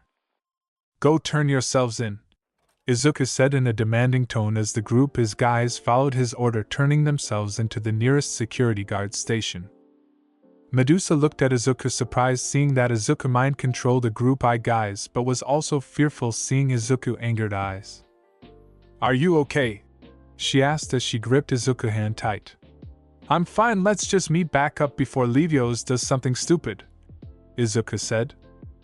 Izuku and Medusa soon sweat dropped seeing Levios being thrown out of the mall, screaming, "He spoiled the Demon Slayer movie for me, he deserved it." The two meet up with Toru, who was rubbing the bridge of her nose. Is he always like this? Toru asked. Oh, you haven't even seen the half of it, but he's loyal and wouldn't hurt anyone he loves outside of sparing, said Izuku as Medusa nodded. The three went outside where Levios had finally cooled down. You guys want to get this going? Levios said, embarrassed that he was kicked out. The three nodded, going to a maid cafe where Levios was giggling like a fool. Izuku's sweat dropped seeing that his brother was being a total weeb while on a date. He grabbed Levios' shoulder, getting his attention. Levios, I think we should go use the men's room, Izuku said, hoping Levios caught on. Wait, I don't have to go. I mean, yeah, we should, Levios said, catching on to what Izuku meant. The two left, leaving a slight confused Toru and a Medusa who wasn't fooled at all. The two entered the restroom where Izuku looked at Levios with a serious look. Look man, you're on a date and you're geeking out. Toru likes you, but you need to show her you're interested in her, and not just a busta maid serving you, okay? Izuku said as he placed a hand on his shoulders. Yeah man, sorry for being an idiot, Levios said as he held his fist out for a fist bump. Of course, what are brother for? Izuku said as he fist bumped Levios. The two walked toward the table to see that Medusa and Toru were waiting for them. A waiter soon came to their table taking their orders. Toru ordered a cookie and cream cake, Medusa orders a chocolate strawberry cake, Levios ordered a half vanilla half blueberry cake, while Izuku ordered a red velvet cake. The group enjoyed their cakes, talking about things, life and Levios' recovery. Izuku suddenly picked up the scent of multiple people who made his skin crawl. Medusa and Levios both quickly picked up on the scent as Medusa Brown grabbed Izuku's hand, trying to calm him down. We should go, right? Toru said, grasping a bit of the situation. Yes, we should, said Medusa, rising up, still holding Izuku's hand. The group quickly tried to leave the restaurant, paying for their bill and booking it to the exit.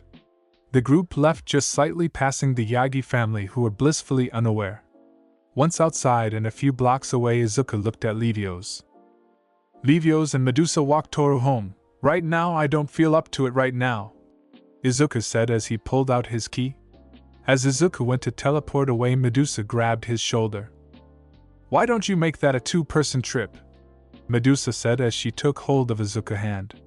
Izuku nodded as the two teleported away, but no before giving Levios the key. Izuku bedroom. Izuku and Medusa dropped on top of Izuku's bed with Medusa falling into his arms. Izuku held Medusa tight to his body for a few minutes before letting her go. Medusa laid up from Izuku's bed, looking into his green eyes. I got you something, close your eyes, Izuku said as Medusa followed his orders. Medusa suddenly felt Izuku's arms warped around her neck before he let go. She felt a slight weight on her chest. You can open your eyes now, Izuku whispered into her ear. Opening her eyes, Medusa was amazed at what she saw. AWW, thank you Zuzu, she yelled excitedly as he jumped on top of him into a hug. Izuku was pinned down by the overwhelming strength of his lover, but nevertheless enjoyed it. The two moved toward each other with passion in their eyes, but as they moved in to do the deed, a loud banging sound followed by moans caused the two to stop.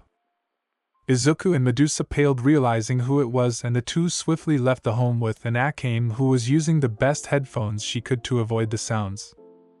The three went to Leon's spare home where Akame was put to bed, but not before being fed by Izuku. Izuku and Medusa quickly went to sleep with Medusa in Izuku's arms.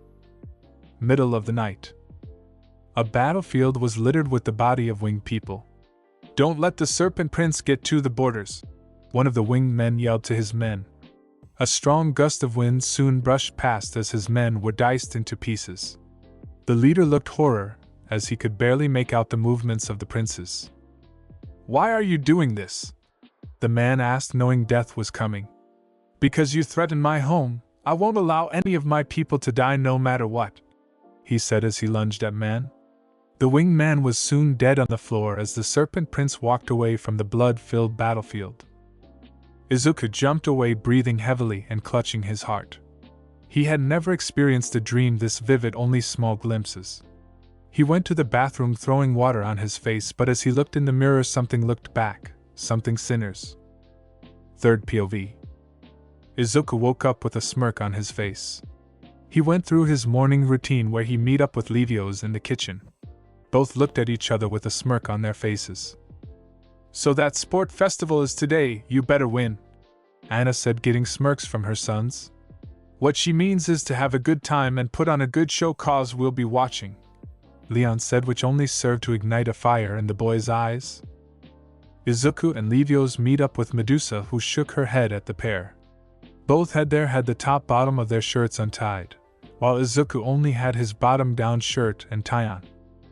Zuzu, Medusa said as he gave Izuku a kiss on the lip. Get a room you too, Levios said as he fake barfed. This got him a glare from Medusa and Izuku. Let's just go already, Levios said, sighing. Izuku nodded, opening a portal a few blocks away from UA. The group walked in U.A in high spirits till they entered class. Upon entering class, Izuku gave everyone in the room a death-piercing glare. The class all put their heads down in shame. The group sat down on the opposite side of the classroom. Levios had told Izuku what had happened, and that caused Izuku and Medusa to lose all respect for the class. Izuku took his phone out of his pocket and his headphones and began listening to music. He put his head down. Hey Medusa, can you wake me up when Aizawa enters the room? He asked, getting a nod from Medusa. Okay, my love, she said, giving Izuku a peck on the cheek, causing him to turn a scarlet red. Levios chuckled at the two before also going to sleep.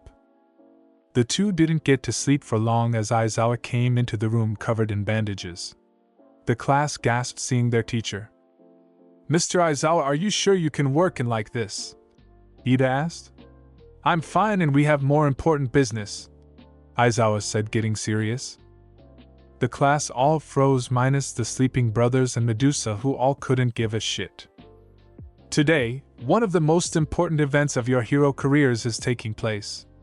The sports festival, Aizawa said. Oh, good normal school thing, the class all said.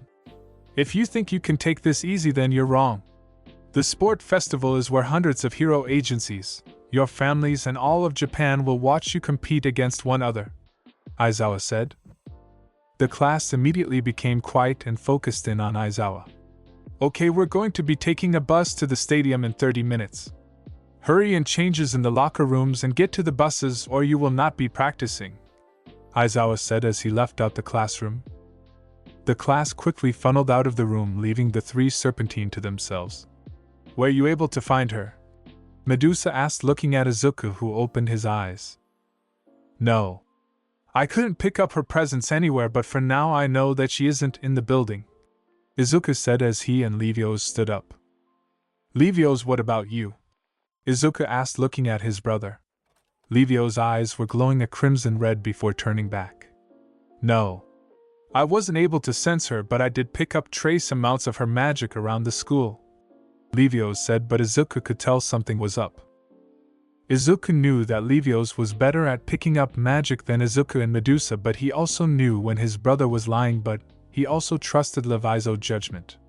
Izuku decided to let Levios tell when he's ready or figures it out. The three got up and walked toward the locker room. Izuku and Izuku both went into the guys' room while Medusa rushed into the girls'. While changing, most of the guys couldn't take their eyes off the brothers. Izuku and Levios were both ripped with lean physique and a good amount of muscle mass. The brothers' muscles were well defined, with you being able to see through their shirts, and their abs were godlike. Inside the girls' locker room, everyone was looking at Medusa. No one could deny how beautiful she was. Her athletic build with her nice curves and breasts made all of them jealous. Topped with the fact that she was dating Izuku made everyone envious of her. Medusa looked at Izumi to see that her venom had finally wore off and that Izumi was mostly back together. She sighed, walking out of the locker room in her sport festival uniform, which felt tight. She walked over to Izuku, who immediately passed out from a nosebleed. Levizo laughed before waking up his brother. That uniform is too tight on you, Izuku said, blushing. Medusa smirked. So does it look good on me, she said, striking a pose. Izuku composed himself before pushing her toward the buses. Let's just go already, Izuku said, blushing. Medusa smirked but also was a bit worried. She saw one of Izuku's scars sticking out from his shirt on his neck. Izuku. Your neck, she whispered, causing him to pause. Izuku looked to see one of his scars was showing. It's fine. I'll reapply the cover when we have a break, he said, covering it with his hand. I say keep it. It makes you look hot, she said, blushing. Izuku smiled as he gave her a kiss on the forehead. Like seriously. Get a room, Leviathan said, getting a glare from the lovebirds. The three walked toward the rest of their class, who were all waiting next to the buses. Did you guys pick a class rep? Aizawa asked, to which the class shook their heads. Aizawa sighed. Okay, we're just gonna draw a lot, he said, pulling out a cup with multiple stick. Everyone picked a stick, and in the end Izuku and Medusa had both cheated to get rep. Okay, Medusa will be class rep with Izuku and the vice rep, Aizawa said, getting a nod. Now will the class reps seat everyone into the buses? Izuku and Medusa got everyone into the buses before sitting down. Izuku instantly went back to searching for Ibara, and Leviathan did the same. Izuku was searched but fell asleep where he was pulled into another dream. He saw someone who looked just like him hugging a dead body of a woman. Tear filled down his face as he hugged the body closer. The man then looked back, causing Izuku to gasp as he looked especially like him, and the body he was holding was Medusa. Izuku jumped away, surprising Medusa. Are you okay? She whispered, leaning over to him. Yeah, but I had another one of those dreams, he said. We'll tell my father about this later, alright? She said, getting a nod. 20 minutes later. The classes of UA-1A were waiting for everything to start. Okay, can we get a hand for our Class 1A students? Midnight yelled over to Mike. The crowd immediately burst into a roar as Class 1A walked out of the tunnel. That my babies! Anna and Minerva both yelled, wearing shirts with the three faces on them. The three serpents out their heads down, feeling embarrassed. Well, look at those there after mama babies, Mike said as the crowd burst into the laughter, causing the three to duck their heads. Class 1A walked toward the podium that the other classes were standing on. Okay, can we get the class rep of 1A to say a few words? Midnight said. Izuku smirked at Medusa, walked up toward the podium. Hello everyone, my name is Medusa Apex and I'm the class rep of 1A, so can we get a round of applause for our classes? She said, smiling, getting the crowd to cheer.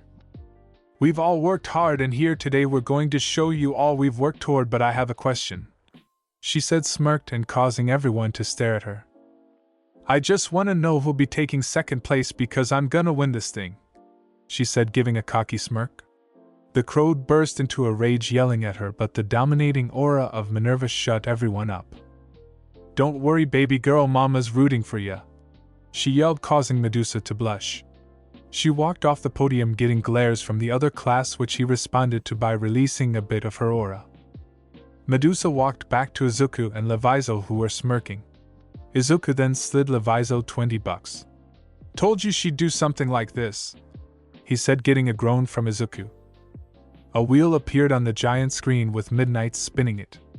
The wheel landed on obstacles course and the students were soon lead to one. Okay, on your march, get set, go, she yelled as the student ran into the tunnel. Class 1A jumped into the air, dodging being frozen by the Todoroki twins. Izuku, Medusa and Leviathan waited a few seconds, causing the crowd to look at them. Aizawa, those three sure are cocky. Might want to fix that, Mike said. I couldn't even if I wanted to, Aizawa said, groaning. Izuku group waited till everyone was in the tunnel, seeing that half of the participants were blocked out.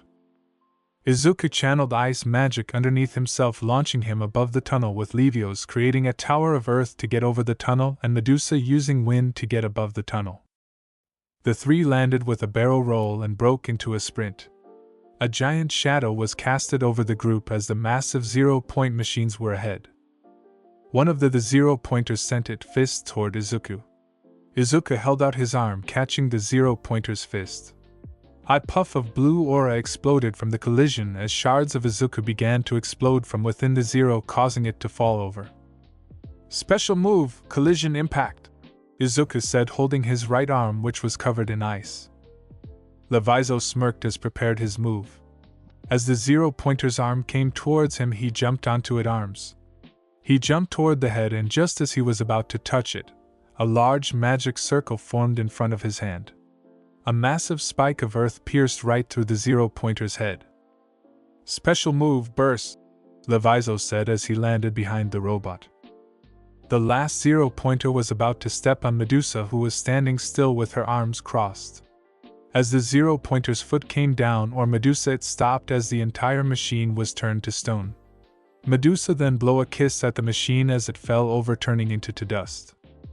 "Special move, deadly kiss," Medusa said as she began running to catch up with Izuku and Levios. The crowd roared at the display of power by the three, but none were louder than the two serpent moms and Akame. The three made it to the canyon zone where Izuku felt cold and heat. Shoto had frozen his legs and Katsuki had hit him in the back with a large explosion. Izuku was blasted forward but managed to catch himself. He landed on a pillar before flipping backwards onto another.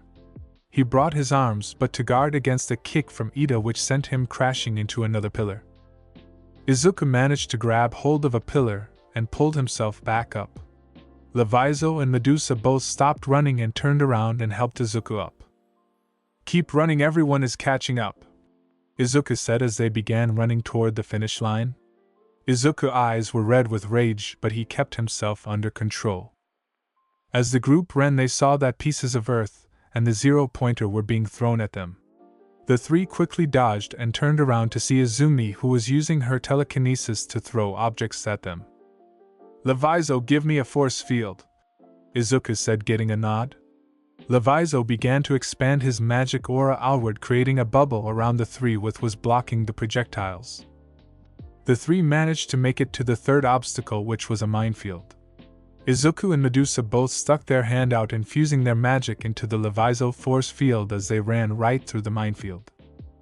The group were making good progress, but the large explosion were taking a toll on the barrier, but the three were nearly at the end. The force field was suddenly knocked forward and began to crack by a combined explosion by the Bakugo twins, but it was too late as the three had already crossed into the tunnel. "And look at the ladies and gentlemen, first place is a tie between Izuku and Leviathan, Serpentine and Medusa Apex," Midnight said, getting the crowd to cheer. Before Izuku could celebrate, he sensed danger. He looked to see Katsuki getting ready to blast Medusa with a point-blank explosion. He jumped in front of Medusa, taking the full brunt of the explosion. The crowd gasped seeing this, but also shocked in fear as Izuku stood up. Before Katsuki knew it, he was encased in ice as Izuku waves his arm, creating a wall of ice which encased Katsuki and blocked off the finish line. Izuku looked at Katsumi, who was also going to attack Medusa, with a look that screamed, "Try it and you're died." Izuku looked at Medusa, who ran towards him. "It's okay, Zuzu, so you can unfreeze him now," she said, even though she wanted to kill him herself. Izuku took a deep breath before snapping his fingers as the ice bursted into the snow. Izuku walked to the waiting room with his fist clenched, with Leviathan and Medusa following him as Katsuki was taken to the infirmary for frostbite. Leon and Leviathan both sensed a great magical presence from within the stands. The two both had a bad feeling. Looking at each other, they nodded as Leon stood up. "Where are you, Jing love?" Anna said as Leon leaned down to her. "Protect Akame. Me and Leviathan picked up a power aura a moment ago," he whispered into her ear. "Do you think it an attack?" she whispered back. "We don't know, but protect Akame if it comes to it. I'll go let Izuku know," he said as he left to the waiting rooms. Leviathan sighed in the stands as the only thing that could create that type of aura, another king. Third POV. Izuku sat at a table with Levios and Medusa. He was still pissed about Katsuki attacking Medusa. His eyes were still bloodshot red while he clenched his fist. He was even more pissed that Katsuki was still allowed to participate in the festival even though he attacked Medusa, and even worse, Izuku was given a strike for excessive force. This sports festival was starting to piss him off. Izuku was broken out of his rage state by Medusa, who wrapped her arms around Izuku's neck. Izuku blushed, feeling Medusa's breast on his back.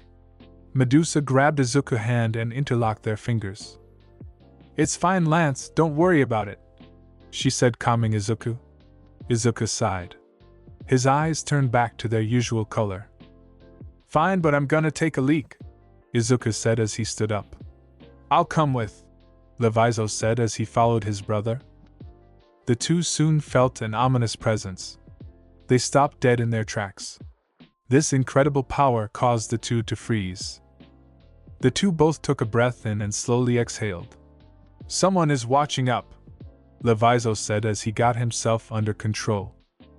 Izuku nodded and gestured for Leviathan to follow him to the bathroom. The two opened the door to see Leviathan and Leon waiting for them. Izuku and Leviathan watched as Leon placed a silent seal on the restrooms while Izuku locked the doors. I guess you two sensed it as well, Izuku asked, getting a nod from the two. Yes, and I have a plan to deal with it, Leviathan said, getting the two young serpents' attention. We'll wait for them to attack. Once they attack, the heroes will most likely have everyone evacuate the stadium, prioritizing the citizens first, he said, getting nods. While the heroes' evacuation, everyone will hold them off, and once everyone is outside, we'll seal the stadium off, and I'll teleport the stadium to the Serpent territory, Leviathan said, getting shocked expressions. Sire, are you insane? Leon yelled, surprising the room. Not only will we be endangering our people, but we'd also be exposing the Serpent territory to the human realm. I know, and I've planned for that, he said, getting Leon's attention. Once I teleport, everyone will have to lead the other kings away. That means we'll be bait. We'll lead them farther out of our territory, he said. Once we're farther enough, we'll have our army come to aid us, and then we'll commence our counterattack, Leviathan said. This is all good, but what are we going to do once we've beaten everyone and the humans know about our existence? Izuku asked. Have any one of you ever heard of illusions magic?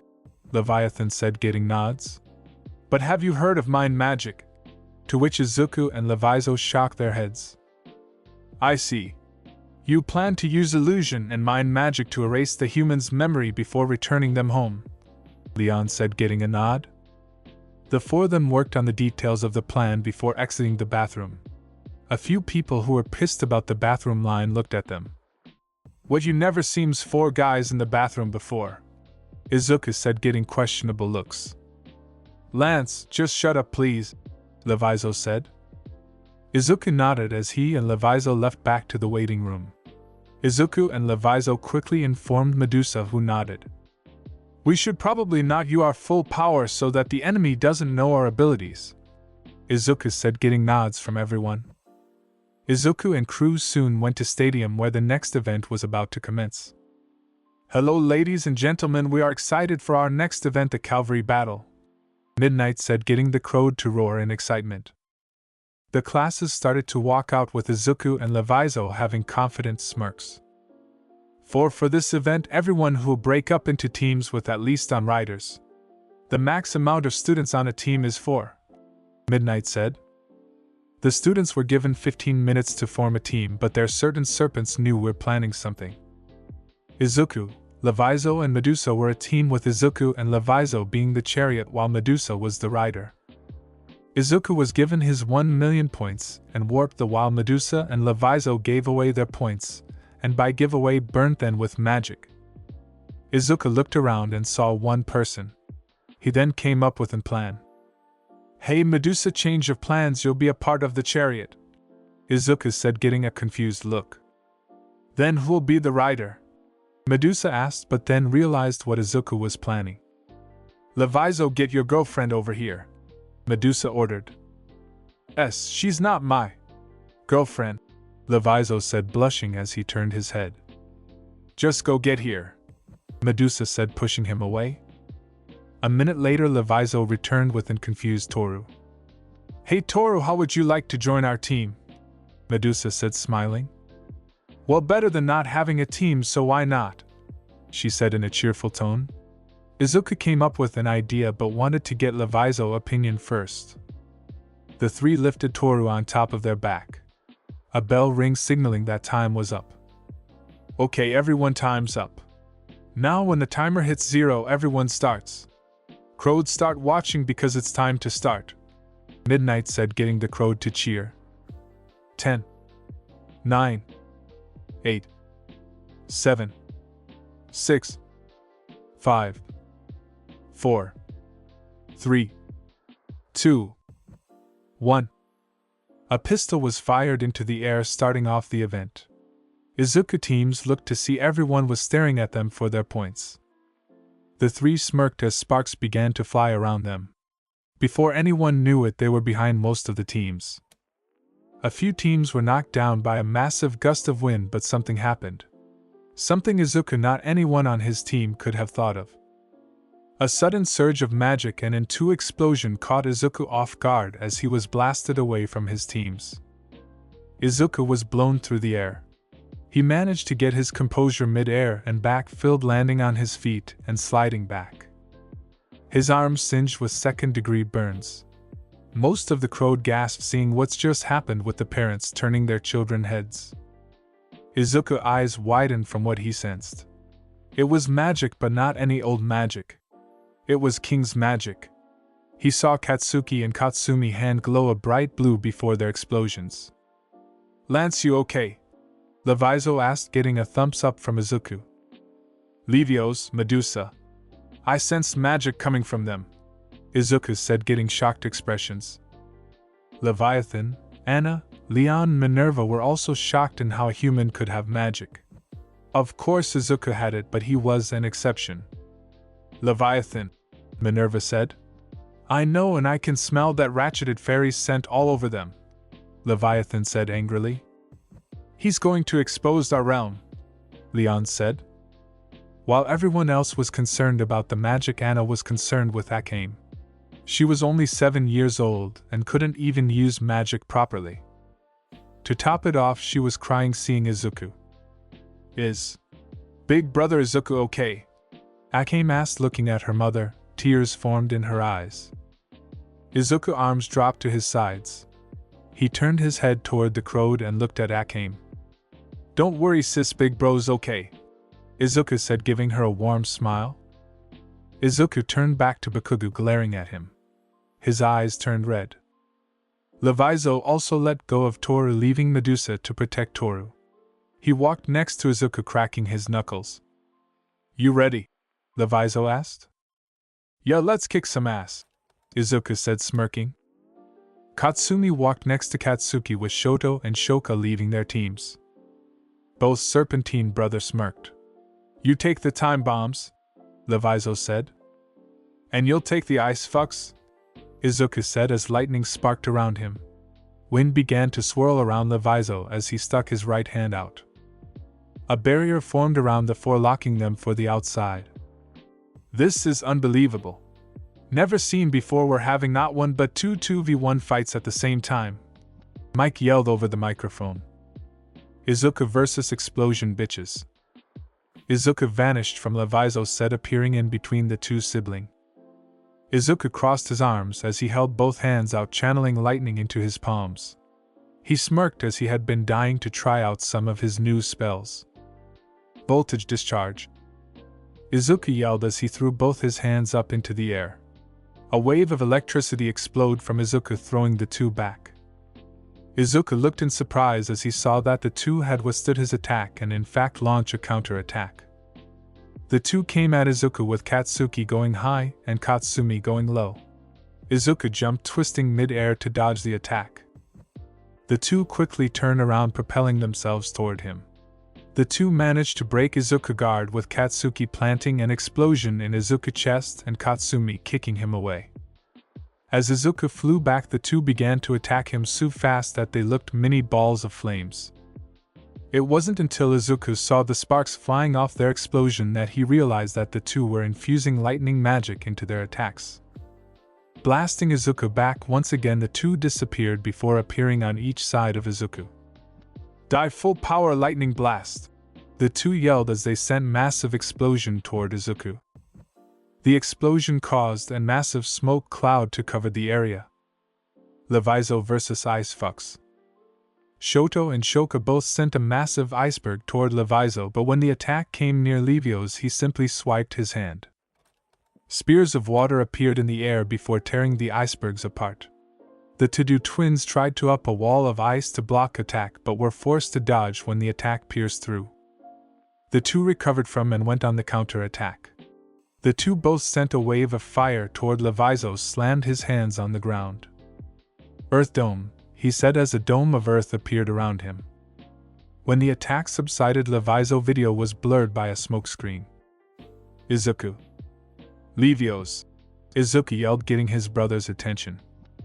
Yeah, I know, Leviathan said as he appeared next to his brother. Let's send these fuck to hell.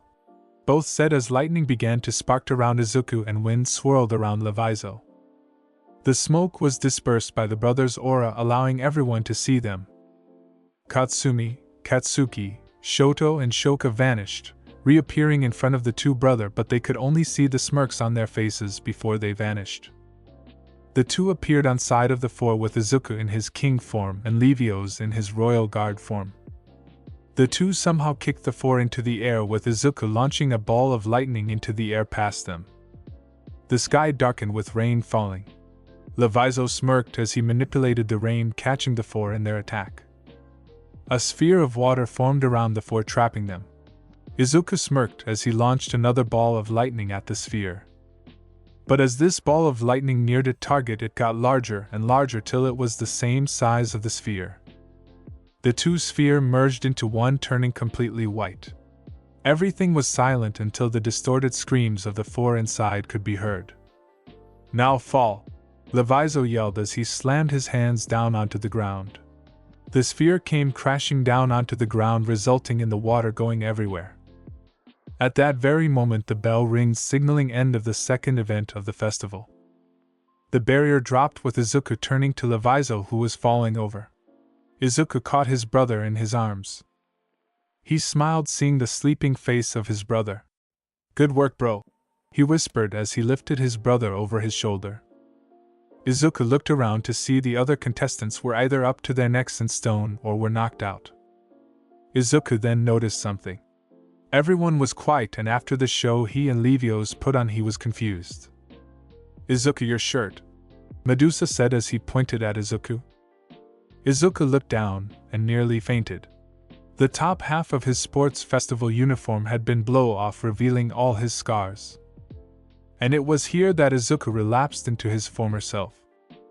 Time seemed to stop for Izuku, as he stared at his many scars. Burned scars from Bakugo's explosions, frostbite from the Shotos, bruises and compound fractures from Ilda's kicks, cuts and stab wounds from Momo's creations. He could remember when he got these scars. The rage he felt, the pain that coursed through him, and the depressing truth that no one cared. He could remember looking at himself in disgust, hating himself because he couldn't do nothing, blaming the world that allowed kind people like him to be born powerless, while giving people like Izumi the power to hurt others. That's what he had believed until he met Leviathan. Upon meeting Leviathan, his whole life changed. Leviathan made him strong, made him confident, he made him into everything he wanted.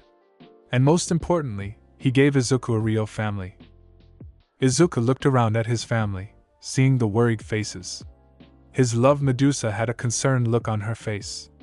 He then looked back down at his scars, as a smile crept on his face.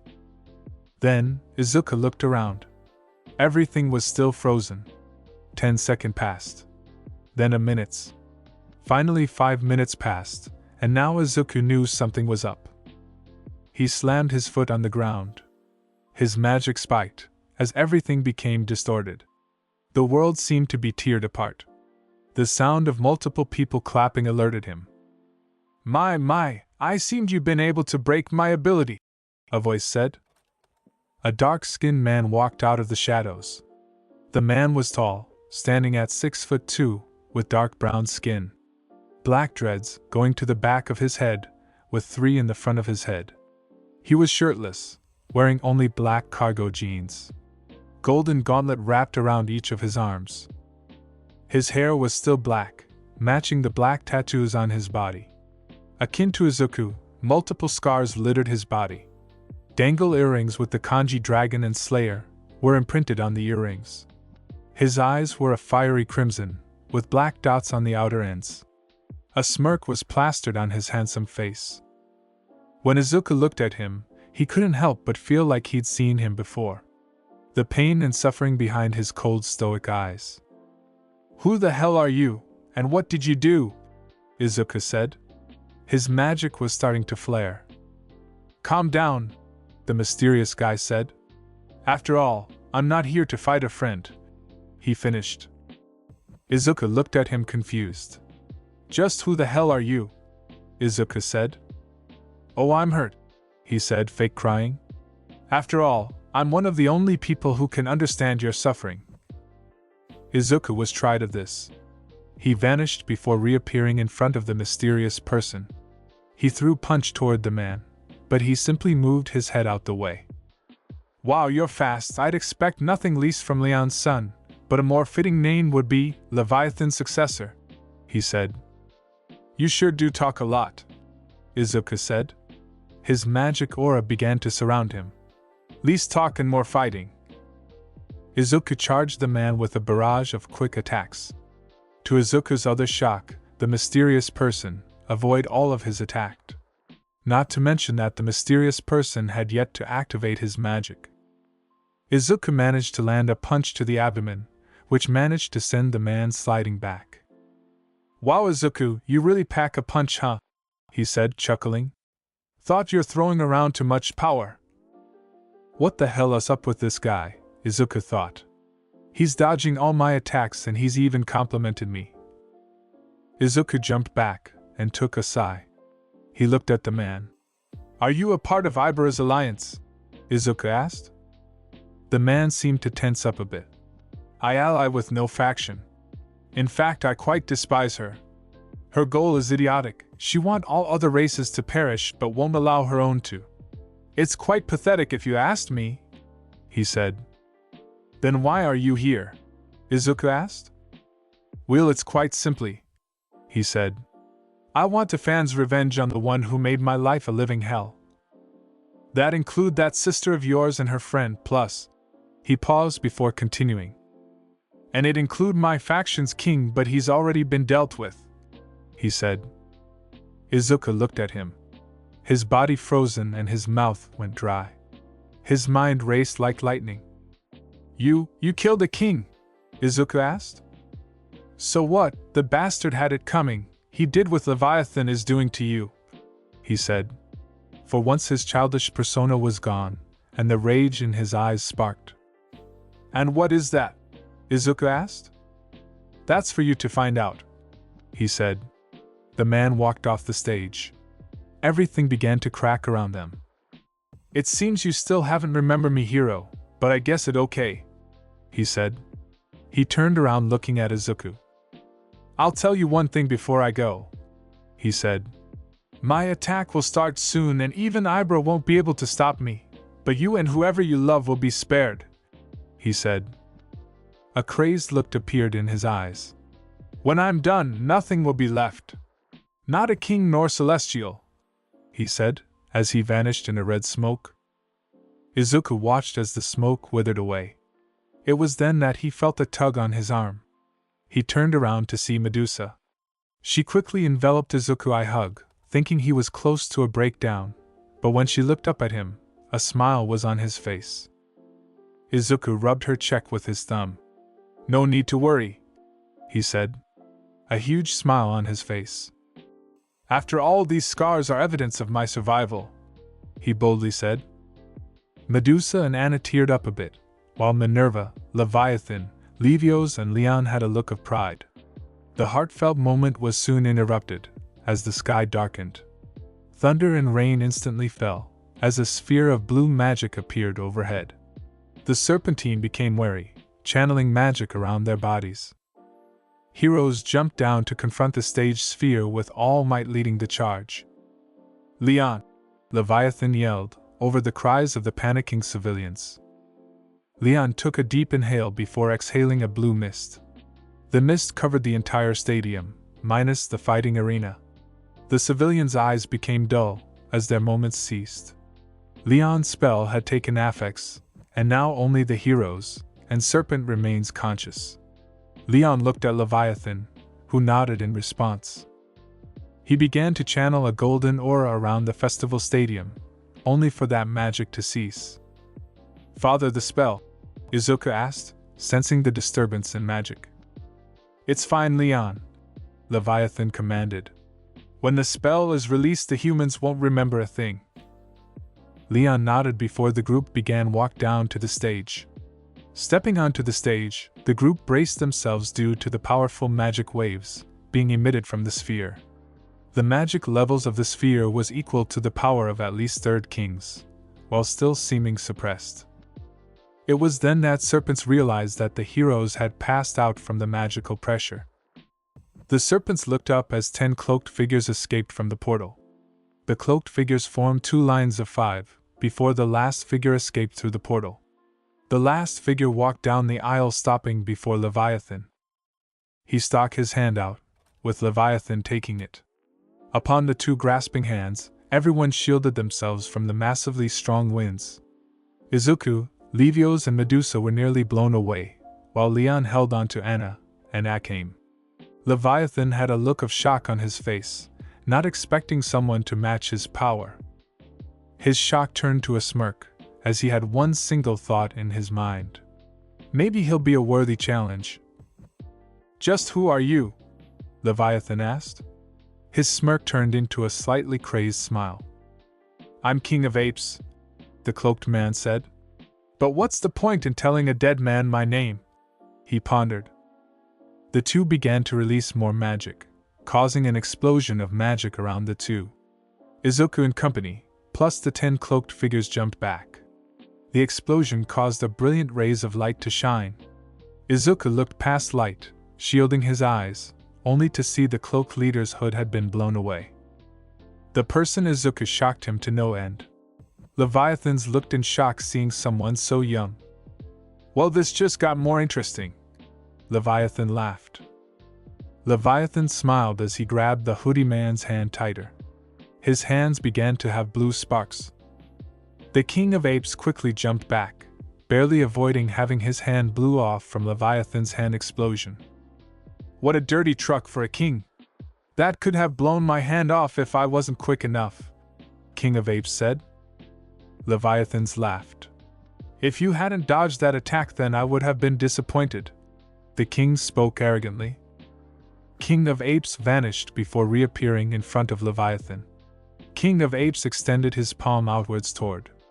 A red and black magic circle appeared in of him, with a phoenix design.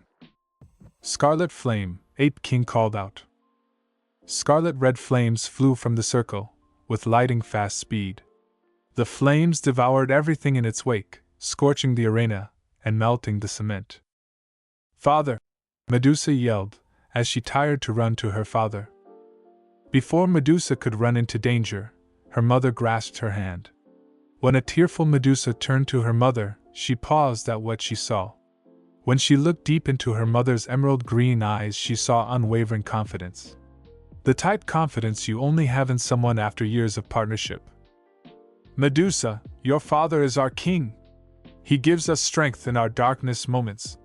He allows us to pull ourselves together, because he is our light, he is our king. Minerva's words sent a surge of pride through the group, but her speech also resonated something within Izuku.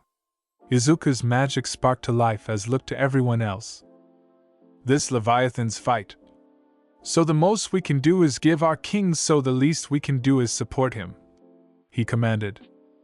Mother, I need you to take Akame to safety. After that, escort the humans out of the stadium. Paramedics are most likely outside the building already, Izuku said. Levios, I said, getting his attention. I need you to do what we did in the USJ, and separate us from Leviathan and that man.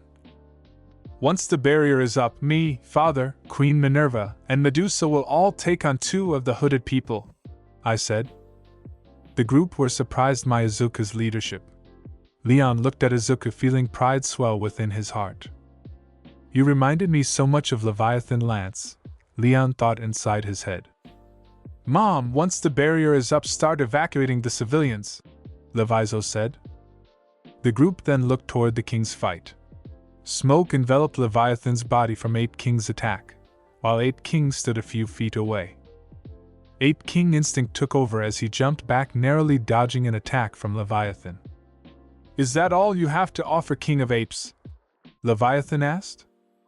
Dusting ash off his clothing, he threw Ape's king cloak aside. So this is what the king of apes look like, Leviathan cockily said. The man who stood in front is Leviathan was small, standing at 5'10" to Leviathan's 8 foot. Thick black hair, with cold dark eyes, an orange eye shadow under his eyes. A scar ran vertically through his right eye, while the kanji for king was written over his left eye. He wore black armored leggings, with black sandals. His beard was thinly cut, connecting his sides, and mustache, image a King Vegeta-like beard, just without the bottom. Both kings stood just a few feet away from each other. King of Apes' hand bursted into flames, as he attacked Leviathan with a flurry of attacks. Kong's Heavenly Fist Chapter 1, Sacred Flames 10 Strikes. King of Apes speed toward Leviathan at breakneck speeds. Before he can react, Leviathan was struck in the face. Ape King then vanished again before appearing on Leviathan's side, landing a punch that sends him rocketing. Before Leviathan could recover, Ape King appeared in front of him, kicking him into air, and then punching him back down. When Leviathan stood back up, he was met with 5 fiery punches, landing to his temple, both shoulders, and chest, before appearing behind him and landing hits to the spine and back of the head. The force of Ape's attacks sent Leviathan crashing into the stadium walls. Leviathan slumped back into the wall, as the white of his eyes appeared. Ape King appeared in front of Leviathan, disappointment clearly on his face. "Is this really all the King of Serpents has to offer?" he said, looking down at Leviathan. Suddenly, to his surprise, Leviathan began to laugh. A red aura began to surround the bloodied king. "It's been ages since I felt my blood boil like this," he said, laughing like a madman. Suddenly, Ape King's instincts kicked in, as he jumped back, narrowing, avoiding Leviathan's water tendrils. The tendrils stuck fast like lightning, while striking harder the steel, and having swing viciously. Ape King landed, holding his side in pain. He looked at his hand to see it covered in blood. "He merely grazed me, and yet I've reduced to sucker state," Ape King mentally screamed. "I thought I recognized that fighting style," Leviathan said. A nightmarish Leviathan's red aura began to surround the king, as his eyes turned crimson, emanating a fiery aura as he smiled a devilish grin. "If I fighting the legendary ape, then I have no needs to hold back," Leviathan chuckled as he stood up from the hole in the wall. When Leviathan arose, his body was covered in red scales outlining his chest and face. His hands morphed into what seemed like dragons-like gauntlets. "Izuku, watch Leviathan right now," Leon spoke. "What you're seeing right now is Leviathan's true power, as the closest serpent to becoming a dragon." Izuku watched Leviathan intently.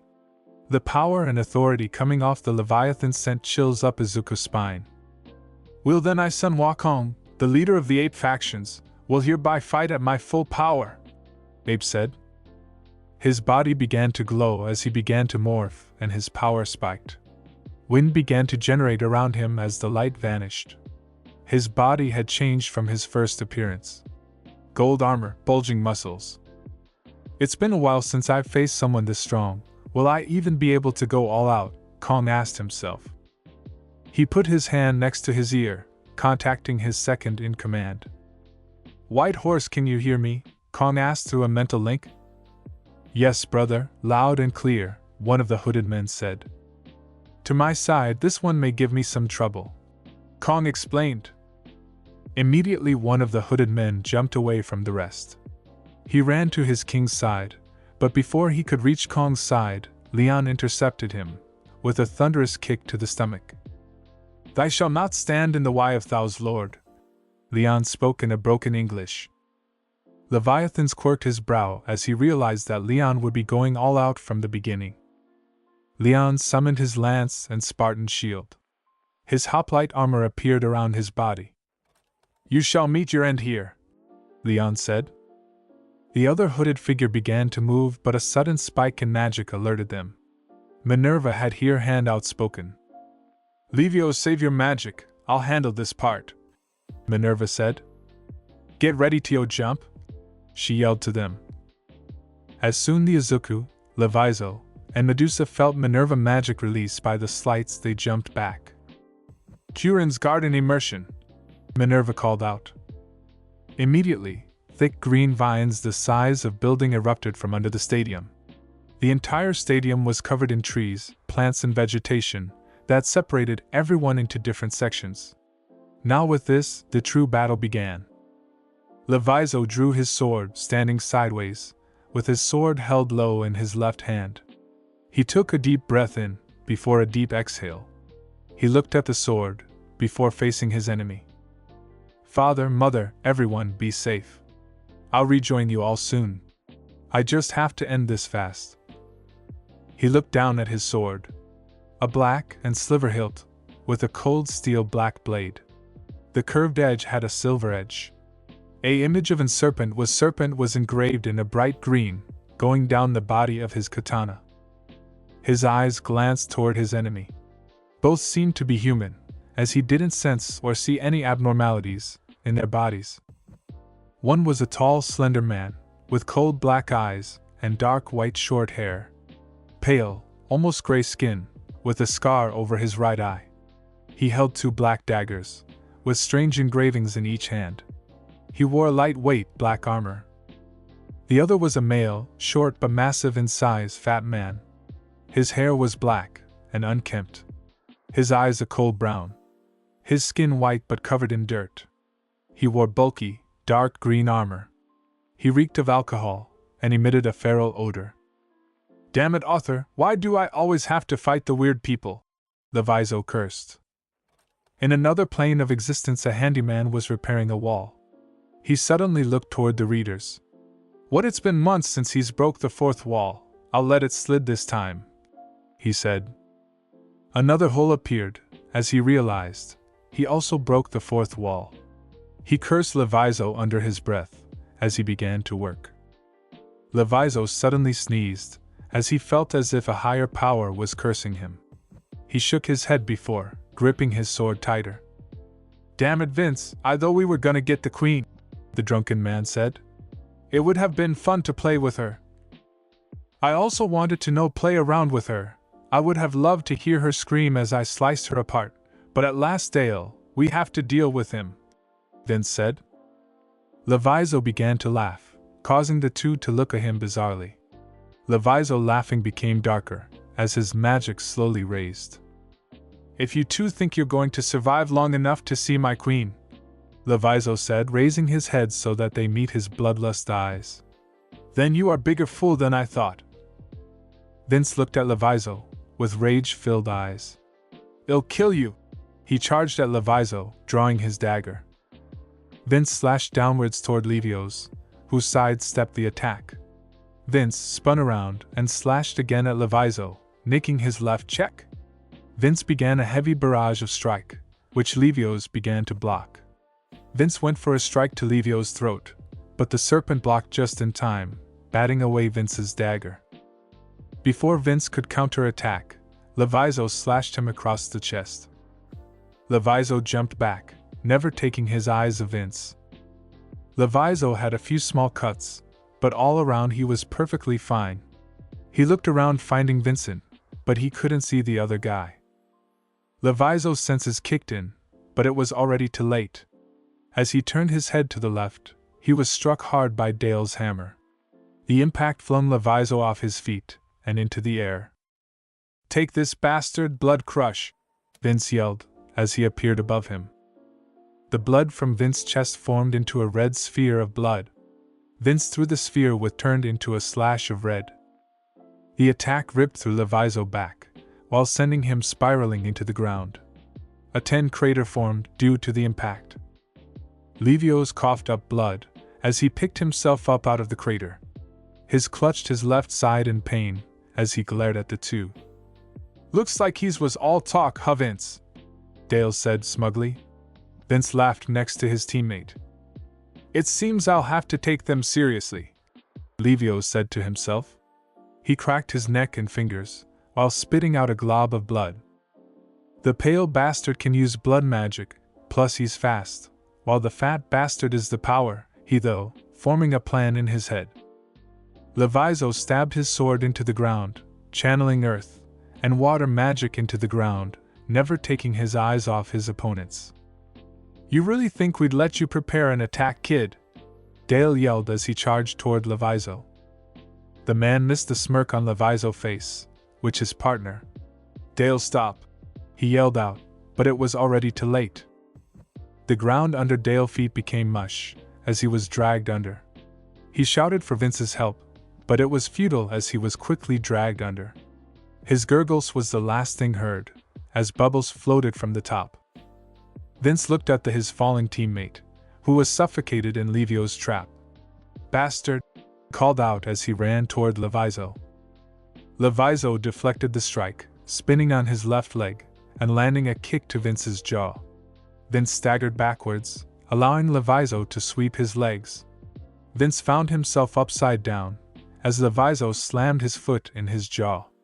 Leviathan then struck Vince with a palm strike to the stomach, sending Vince flying backwards. Vince doubled over in pain, as Leviathan ran over to him. Leviathan stood over him with his sword ready to end the man. Suddenly a shadow loomed over Leviathan, as Vince gave a bloody smirk.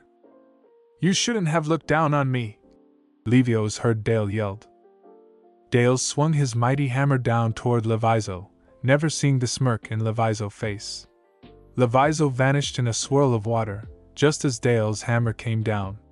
Unable to move his body, Vince was struck with the full force of Dale's hammer. Vince screamed in pain, as the sound of his ribs being cracked ranged all throughout the stadium. Leviathan grimaced at the sight, feeling a slight sickness in his stomach. Dale looked at Vince, whose mouth was foaming red. He nearly threw up at the sight, but then his disgust turned to rage. This all your fault," he yelled, as he turned to Leviathan. He readied his giant war hammer to attack Leviathan, but then a hand grabbed his neck. He turned his head enough to see Vince, who was standing behind him, his hand firmly on his neck. "Vince, what are you doing?" Dale asked, panic evident in his speech. "Dale, I never did think of you as my teammate," he spoke, his voice cold and radiating malice. Before Dale could move, Vince's nails dug into his neck. Leviathan watched as Dale's blood was absorbed into Vince's body. Leviathan watched as the overweight Dale turned into a shriveled-up skeleton. Leviathan watched as Vince began to change. His hair grew to his ankles, as his nails became sharp as daggers. His muscles began growing, barely being contained in his shirt. His eyes a crimson red, and his canines became longer. His daggers became long katanas of blood, as he sprouted wings of blood. "Did you just kill your own teammate?" Leviathan asked. He began to feel his lunch coming up. "Ha, that lout was never my teammate, merely a blood bag for my consumption," Vince declared, a maniac smile across his face. "Sephiroth-looking motherfucker," Leviathan mumbled under his breath. His instincts kicked in, as he brought his sword up, blocking a double overhead strike. The force of their blades clashing cratered the ground around them. "I'm gonna have fun ripping you apart, Serpent," Vince smirked. Leviathan pushed Vince back, as he jumped backward to put distance between the two. Leviathan barely was able to deflect a barrage of jabs from Vince's swords. Leviathan jumped back again, much to Vince's anger. "Stop running, blood ball," he yelled, throwing a ball of blood toward Leviathan at impossible speeds. Leviathan barely dodged, as his check was nicked, but the sphere suddenly changed directions. It crashed into Leviathan's side, sending him skidding across the pavement. Leviathan crashed hard into the vine-covered wall, but before he could get back up, Vince's foot crashed into his stomach. Leviathan coughed up blood, muttering something about always getting the crazy bastards. Vince grabbed Leviathan by his throat, lifting him up to eyes level. The smug smirk on his face sent anger through Leviathan's entire body. "It was fun playing with you, Serpent, but I should really be getting to your queen," Vince spoke. Before Leviathan could speak, he was hurried through the wall, before Vince sent an explosion of blood towards him. Vince smirked, admiring his hand's work, before starting to walk off. His body began to shift back to normal. "Damn, I used too much blood," he cursed. Vince stopped walking when he saw a bright blue light behind him. The sound of 1,000 birds chirping ranged throughout the stadium. Before Vince could react, a powerful bolt of lightning struck down Vince. His body went limp. He tried to move his legs, but his fingers moved instead. "I used my lightning to discombobulate your motor system," Leviathan said, his eyes covered by shadows. "But you won't live for much longer." Leviathan vanished, before appearing in front of Vince. Leviathan stabbed his sword into Vince's chest, as a brilliant blue light began to rip his body apart. "Die!" Leviathan yelled, putting everything into this attack.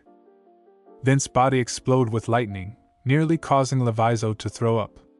The serpent swiped away the blood from his weapon, before falling to a knee. Leviathan was breathing heavily, as he dragged himself to the wall. He laid against the vine-covered wall. With no strength left, he drifted into unconsciousness, as his body was covered in vines. Medusa found herself in the waiting room of the stadium. Vines covered the floor, ceilings and wall, eliminating any form of light. Medusa TSK, before closing and opening her eyes. She began to spread her magic throughout the area, allowing her to get a feel for the area. While she couldn't see much, her snakes were able to. Her snakes scanned the area, ready picking up even the slightest movement. It was then that her snakes hissed, and a sudden shift in the air. Medusa quickly jumped back, narrowly avoiding a sword slash to her neck. Quick on her feet, Medusa began to narrowly avoid lightning-fast attacks, relying purely on instincts and her snake's warnings. She backfilled away, putting distance in between her and who her attacker was. "Come out, whoever you are, and face me, you coward!" Medusa heard a dark, feminine chuckle echo throughout the empty space. The chuckle came from all directions, causing a chill to run down Medusa's back. She jumped back, dodging another slash aimed at her throat.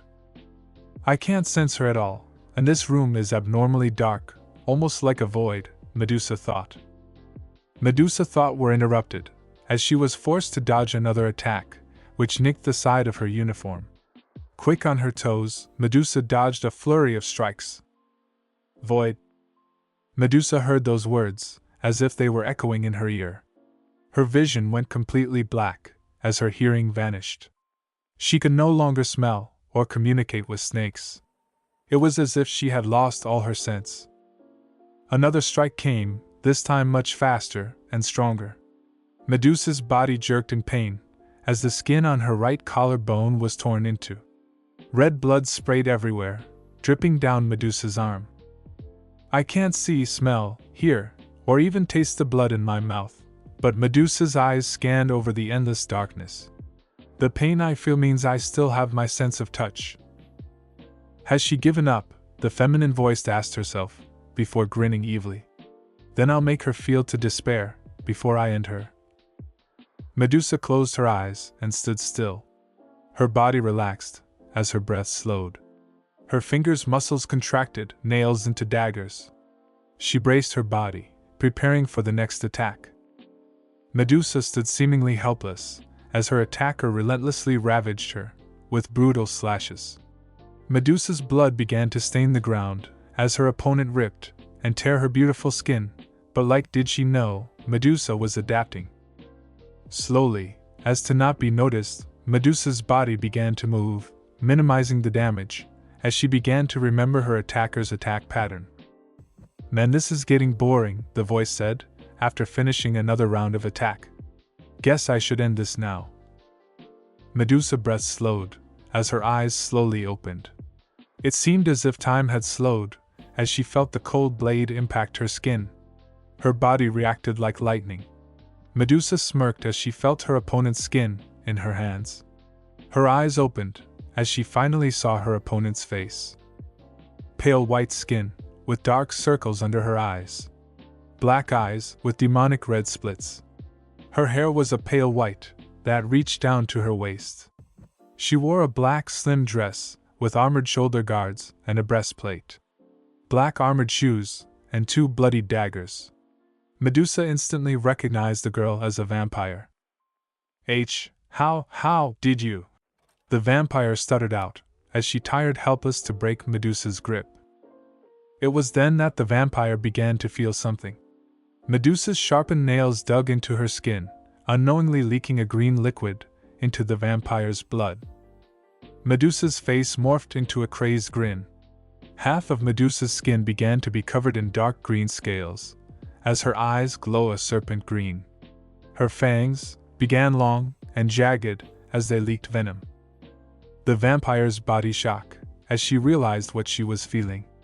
It was fear. The emotion she had been trying to have Medusa feel. You asked how I could figure out your ability. Well, it was simple.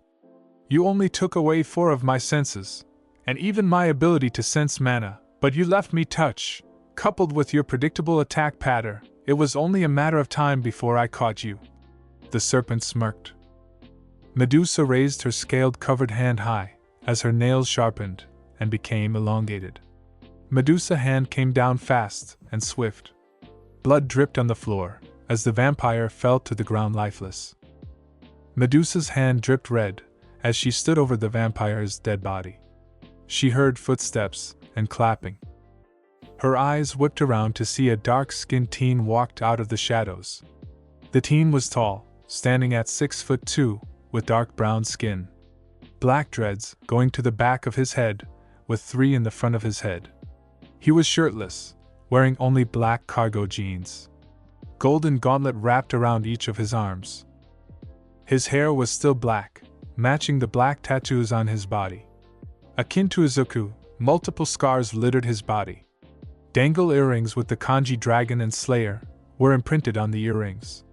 His eyes were a fiery crimson, with black dots on the outer ends. A smirk was plastered on his handsome face. He smirked as he vanished and reappeared before Medusa. His hand raised to her face, as a black fog erupted from his hand. Medusa's eyes widened as her vision turned black. Izuku was all she could whisper as she fell unconscious. Her body slumped down, only to be picked up by the mysterious teen. He slung her over his shoulder, before picking up the vampire's body bridal style. It seems you, Vince, and Dale have been defeated, Claire, the teen said, his voice full of somber. He placed his head on her chest, and smiled when he felt a pulse. Don't worry, he said. Soon Izuku will remember us. I promise. Black smoke began to surround him, as he and the girls vanished. With Izuku. Izuku brought his spear up across his chest, blocking a strike from a large black broadsword, as big as a person. Izuku was pushed back, as his feet slid across the floor of ground. Izuku jumped back, huffing and puffing, as he tried to catch his breath. His opponent was a large man named Igor.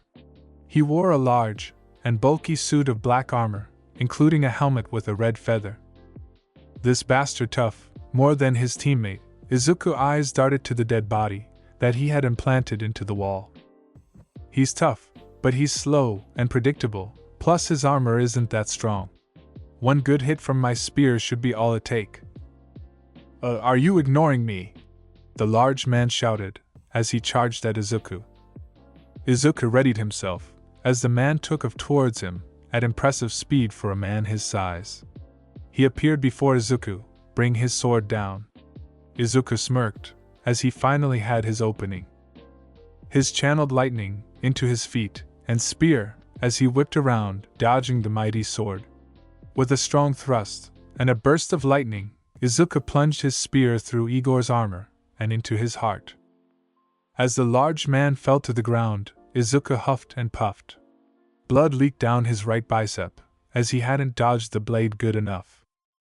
Finally catching his breath, Izuku limped over to wall. Beside for a bit of exhaustion, and the shallow cut on right arm, he was in fighting condition. Izuku ripped off the top part of his uniform, taking deep breaths. Izuku's eyes scanned the area, before landing on a butterfly. The butterfly flew across Izuku's vision, before stopping dead in its tracks. Izuku instantly knew what was happening, as he surged magic around him. Danger flooded Izuku's system as he instinctively jumped to the right.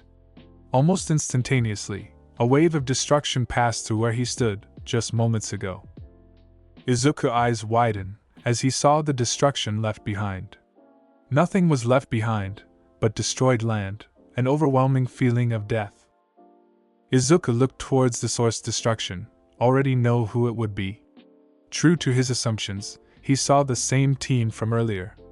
His eyes widened in rage when he saw a bloodied Medusa in his arm. "Let her go, bastard!" Izuku screamed in rage as he blasted off toward him.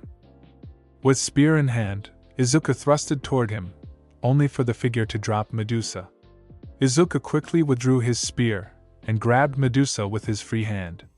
Catching Medusa, he spun around on his foot and threw his spear toward the mysterious teen.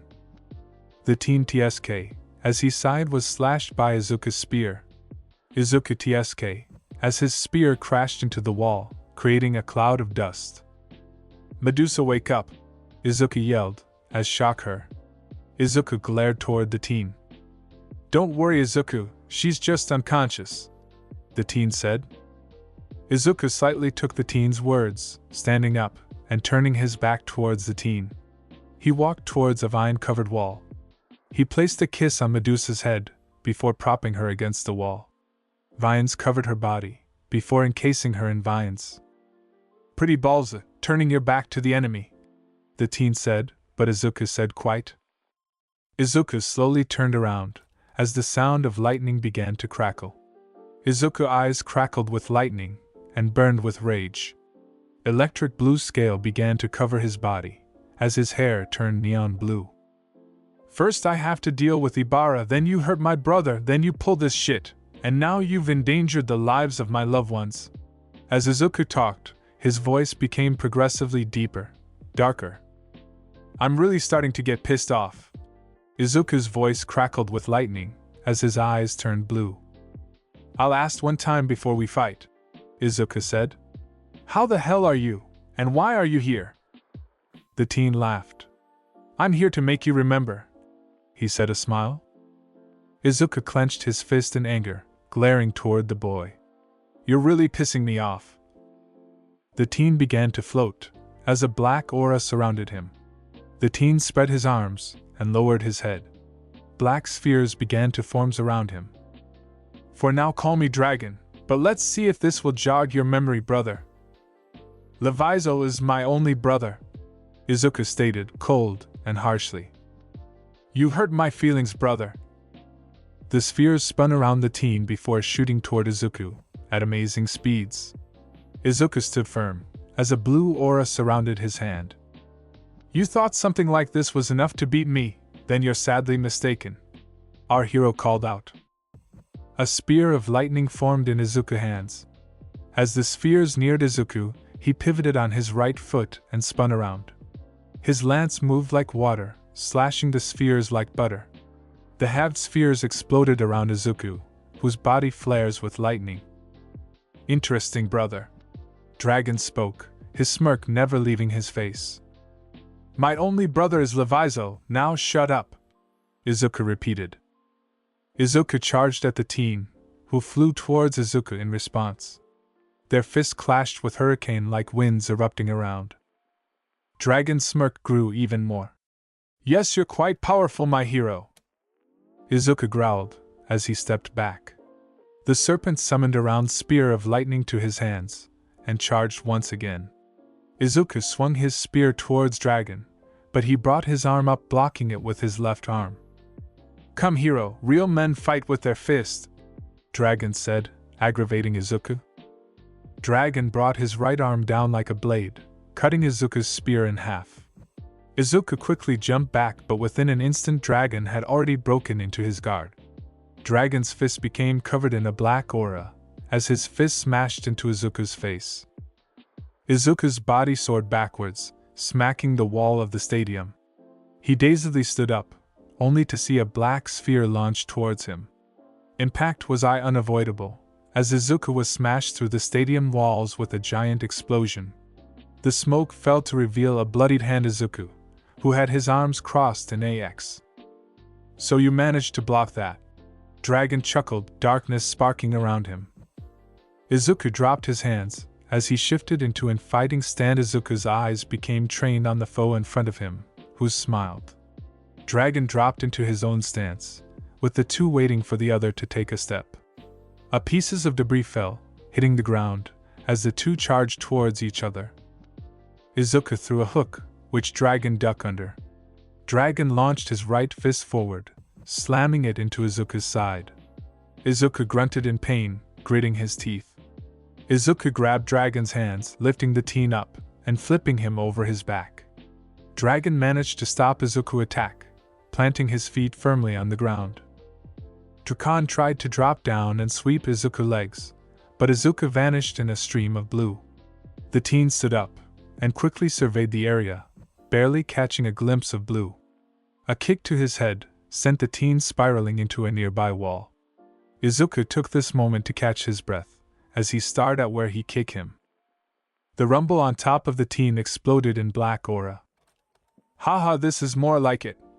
Dragon yelled, giving a blood-stained smile.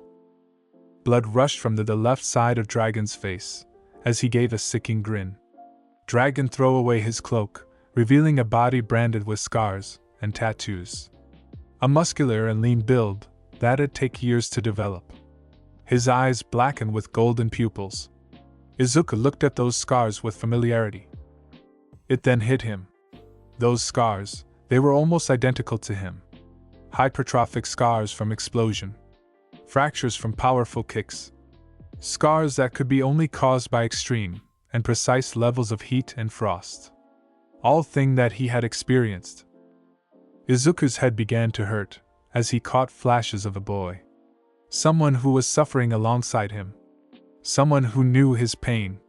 Memories flowed his head, of a quirkless boy like him, and a quirkless girl with white hair.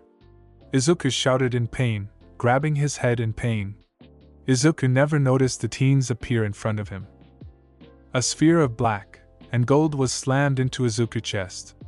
Izuku screamed in pain, as he was smashed through the entrance of the stadium. Outside stadium. Heroes, reporters, and citizens panicked around the outside of the stadium. A roar of destruction and a flash-bang-like explosion caused everyone to duck in fear. A loud crash rang out, as something smashed into a police car. "This is Tanio Takuda, from the Juzo News coming in from the Udata Sports Festival," he said, looking towards the cameraman. The camera pointed towards one of the smashed police cars.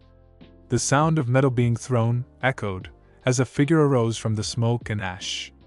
The figure was Izuku, bleeding, battered, and injured. He glanced towards the cameraman, giving him a panicked look. He mouthed the words "run," in desperation, but it was far too late. "Hey hero, the fights has only just began," a voice called out. Tanio stood in fear, seeing the black aura around the teen. Dragon looked at Tanio as if he was a bug. "You're not my hero," Dragon said, his voice full of disappointment. He raised his hand, creating a small sphere of darkness. He launched the sphere towards Tanio at blinding speeds. The sphere expanded to massive proportions, within milliseconds of being launched. Tanio was petrified in fear, unable to move his shaking legs. He closed his eyes knowing his end was near, but it never came. He opened his eyes to see that the sphere was gone, and that the area beside him was destroyed. In front of him stood a teen, no older than 15, with lightning cracking around his body. In his hands was a spark, made from lightning, that seemed to have wind surrounding it. Tanio felt an aura of protection coming from the teen. Who are you?" he asked, in a shaken voice. When Izuku turned around, Tanio could feel a wave of safety wash over him. Even with tattered clothing, scars littering his body, and blood flowing from many wounds, Tanio felt a peace. "Hey news guy, make sure to catch this one camera," Izuku said, grinning. Izuku threw away his spear, dropping into his serpent stance. Dragon stared at Izuku for a moment for showing his evil grin. "Why are you still fighting?" Tanio asked in disbelief, causing Izuku to smile. It's simple, Izuku said. It's a hero's job to save those in danger, and that's exactly what I'm doing. Haha, you really are the same hero from before, Dragon chuckled. I don't know how you know me, but whatever past we have is over, Izuku said with a deadly glare. Dragon stiffened at Izuku's words. Izuku felt another headache, as more images flooded through his mind. Suddenly his eyes became blurry as images flooded through his mind. Flash back 5 years. 2 kids, who seemed to be around 10 years old, stood helplessly with their backs against the wall. A group of 4 surrounded the 2. The first kid was a boy, with curly black hair and onyx black eyes. His skin was chocolate brown. The boy's body had multiple bruises and scratches on his skins. The girl had pale white skin, almost like a vampire, and red blood eyes. Leave her alone, the boy yelled, jumping in front of the girl. Why are you doing this to us? The girl screamed. Freaks like you don't belong in society, a ash blonde kid said. And what give you the right to say that? The dark-skinned boy said. It's because we have powers, and you don't, an ash blonde girl said simply, standing next to her brother. These 2 kids were the Bakugo twins, picking on another group of weak kids. You can't just use your powers to hurt people, the pale girl yelled from behind her friend. Why can't we? Who's gonna stop us? Katsuki grinned. Beside, who's gonna care if we hurt a girl like you when you have a villain's quirk? Katsumi said. The 2 began charging an explosion in their hands. The 2 kids cowered in fear, as Katsuki and Katsumi got ready to launch their explosions. Before the twins could launch their explosive, they were tackled to the ground by a green-haired boy. Follow me, run, the boy yelled as he ran away. The boy and girls looked at each other before following their green-haired savior. Katsuki and Katsumi got up dazed. They looked around for their targets, but couldn't find them. Damn it, where'd they go? The twin yelled in unison. With our escapees. The 2 teens followed the green-haired boy, till they arrived at a small forest. Once far enough in, the 3 fell over panting. We should be safe, the green-haired boy said through gasp of air. Yes, thank you, the dark-skinned boy asked. Thank you, the girl shyly said. No problems, the boy said. We Blasians gotta stick together, am I right? The green-haired boy said, smiling as he offered a fist bump. My name's Alexander Draco, and she's Dampire, the now-known Alexander said. Thank you as well, Dampire said shyly from behind Alexander. No problems, my name's Izuku Yagi, Izuku said, as the 2 boys fist bumped. Well then Izuku, how about the 3 of us be friends? Dampire said, sticking her head out from behind Alexander. I don't know if we can befriend, Izuku said, his hand hanging, and his voice losing its spark. With Izuku's reaction, the 2 took a step back, as they took in his appearance. Izuku's clothes were ragged, with rips, holes and tears. His hair, while long reaching to his neck, was dirty with clumps of dirt and clumps of hair. Scars littered his arms and legs, some being more gruesome than others. The biggest change the 2 noticed was his eyes. The bright green eyes he had once showed them had morphed into a black abyss without warmth. To them Izuku looked like a corpse walking. I'm sorry, but if you become friends with me you'll be bullied even more, Izuku said, his voice shaken. Katsuki and Katsumi won't stop at just bullying you, they make every day a living hell. They'll target you and get others to do it too. They'll isolate you from everyone else, to the point where you feel invisible, Izuku said, his voice trembling in fear, and his words sounding misconstrued. Alexander and Dampire could feel the fear and panic in Izuku's words. Izuku's body began to shake, as he back hit against a tree.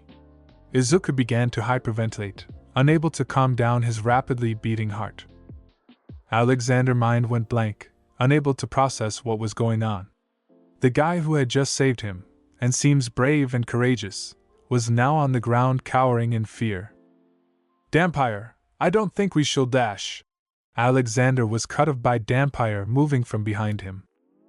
Dampire bent down towards Izuku, his red eyes gazing into his. Izuku didn't even register her presence in his panicked state. Izuku's body felt a foreign, yet warm sensation around him. Suddenly he felt another wave of this sensation warm around him. His panic state began to fade away as he opened his eyes. When he opened his eyes, saw that Alexander and Dampire were hugging him. Tears began to fall out his eyes, as for the first time in years, he felt the warm embrace of someone who cares. For the first time in years, Izuku had felt the warm embrace of someone who cared from him. You don't have to feel alone, because we'll help, thought this, Dampire said. Boo. But you'll be targeted too, Izuku said through sobs and tears. That doesn't matter, we'll just have to have each other backs, Alexander said. This only made Izuku cry even more. The feeling of have people willing to support him had become so lost to the boy, that feeling it now was overwhelming. In this moment Izuku vowed that he'd protect them, as for now he felt as if he had someone with him. Izuku wasn't sure how much time had passed, as he had passed out in their arms, but when he awoke it was night. Izuku saw that the two of them had fallen asleep, their arms still tight around him. I swear that I'll protect you too, no matter what, Izuku vowed, looking up to the moonlit sky. A bright flash followed by what seemed to the scene shattering light glass crossed the reader's view, as this flashback ended. Flashback end. Izuku's eye became filled with tears, as he fell down to his knees. His head felt as if a sledgehammer was smashing into his head repeatedly. Memories of him, Alexander and Dampire began to flood forcefully in his mind. Memories of them suffering at the hands of Izumi's and friends. Izuku looked at him, his head tilted sideways and tears falling down his face. The scars littering his body mirrored the scars on Izuku's body. He knew that without a doubt this was Alexander. Alexander? Izuku asked, his voice shaky. It's took you long enough, hero, Alexander said, his tone dreadful. Why are you doing this? Izuku asked, finally managing to compose himself. Why should I stop when these heroes allowed for this to happen to me, to us? Alexander yelled out. What are you talking about, Alexander? Izuku yelled out. Have you forgotten, Izuku? No more like the memories we're suppressed, Alexander said. What are you talking about, remember what? Izuku said, but at that moment his heart started hurting again. So whatever they used to block your memories is breaking, Alexander stated. Alex, what happened to you? Izuku said. What happened to me, huh? The real question is why aren't you on my side? Alexander said. Izuku, I plan to eliminate this hero system, and rebuild it into one that doesn't discriminate between quirk and quirkless people, Alexander said. Izuku, I'll make a world where what happened to us will never happen again. A world where heroes won't ignore us again, and quirkless people can live freely, Alexander stated, looking at Izuku. And this is how you do it, Izuku yelled. Attacking festivals full of innocent men, women, and children, is this how you want to create a new world? Izuku asked. You may be right, maybe this wasn't the best way to start off this world's destruction, but it's necessary to start with a bang, Alexander said with a smirk at the end. Izuku looked at Alexander and shook his head. When he looked at Alexander, all he could do is see, was he could have turned into. So is this what I could have become, I see, Izuku thought to himself. Izuku looked at Alexander one more times, as his mind began to process everything. In the moment Izuku felt happiness to see his friend, sadness to know he had lost him at some point, confusion as to what happened to his memories, anger at what his friend has become, and lastly, he accepted what his friend had become. Alexander, leave this path and join me, Izuku said, extending his hand his friend. Alexander began laughing in Izuku's face, even whipping a tear from his eyes. Hero, don't you see, it's already too late to go back, Alexander said, a wicked smile on his face. A dark energy pulsated around Alexander's body, the vegetation around him dying in an instant. Instinctively Izuku took a step back, gripping his lance L. The suffering I went through to obtain this power made me realize something, Alexander said. And what was that? Izuku asked. It made me realize that power was everything in this world, and that's as long as I'm the strongest this world would bend to my will, Alexander stated, his eyes locking with Izuku. So that's why you became stronger, so that you can use your power to hurt others, Izuku said. No, I became stronger to protect the weak and the innocent. Even if my ways are flawed, I see this as the only way, Alexander stated. So your logic is flawed but still decide to walk down this path? Izuku asked, to which he received a nod from Alexander. I can't let you go through with that, Alex, Izuku said, his magic surging. You'll be the one to defeat me, MHA. I haven't even began to show you the depth of my power, Alexander said with a cocky smirk. In order to protect this world, and the millions of innocents you claim to protect, I'll have to put an end to you, Alexander, Izuku stated, stabbing his spear into the ground. Lightning crackled around Izuku, as his royal blue magic erupted around him. His spear blade expanded with a blue aura now surrounded it as well. Lightning crackled from Izuku's body, as him and Alexander's eyes narrowed at each other. The ground under each other them cracked, as they launched towards each other at dashing speed. A giant great sword of darkness formed in Alexander's hands. The two swung their weapons towards each other, determined to end each other with this last attack. Black Dragon Slash. King's Serpent Thrust. The two screamed out their attacks, as they got ready to clash with each other. The two threw away all feelings of regret, anger, sadness, confusion, panic, and fear. The two were prepared to die with these attacks. Alexander swung his swords down towards Izuku, who thrusted his spear toward Alexander. As Izuku thrusted his spear towards Alexander, he felt another person's presence. Suddenly, Izuku felt a familiar sinister presence behind him. Vine binding. As soon as Izuku heard those words, he felt vines warp around his body, locking him in place. Shocked, Izuku watched as Alexander's sword moved in slow motion towards him. Unable to escape from the vines in time, Izuku gathered all his magic, and used it to shield himself from Alexander's attack. As the Alexander's sword came down, Izuku looked him in the eyes and was shocked. The crazed demonic look he had before their clash was replaced with one of shame and sadness. But his swift and mood didn't stop the attack. The sword struck Izuku with tremendous force, shattering through this magic and the vines holding him. Izuku screamed in pain, as Alexander's evil magic ripped through his body and cut across his chest. Izuku was sent flying into the wall of the sports stadium, carried by a slash of darkness from Alexander's sword. Alexander landed on the ground and looked at Izuku. Izuku's had blood bleeding from his white-filled eyes. His entire chest was bloodied, and his had numerous deep slashes along his body. Even with these injuries, the most serious one was Izuku's insides. It looks like the little serpent is down, Alexander heard a woman's voice say from behind him. Alexander swung his swords immediately towards the voice, stopping mere inches away from the woman's neck. Ibera, Alexander hissed.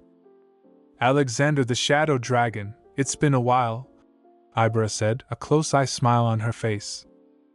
Ibera, what did you do it? And don't play dumb with me, Alexander asked. Why'd I do what?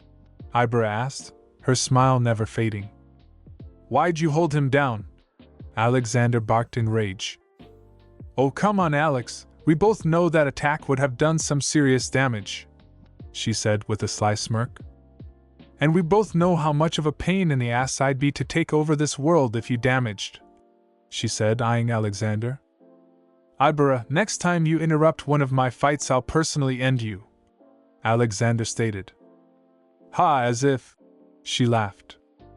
You need me to take over this world, and I need you to take over Beast World, so basically we're locked in together regardless of how you feel, she said, getting face to face with Alexander.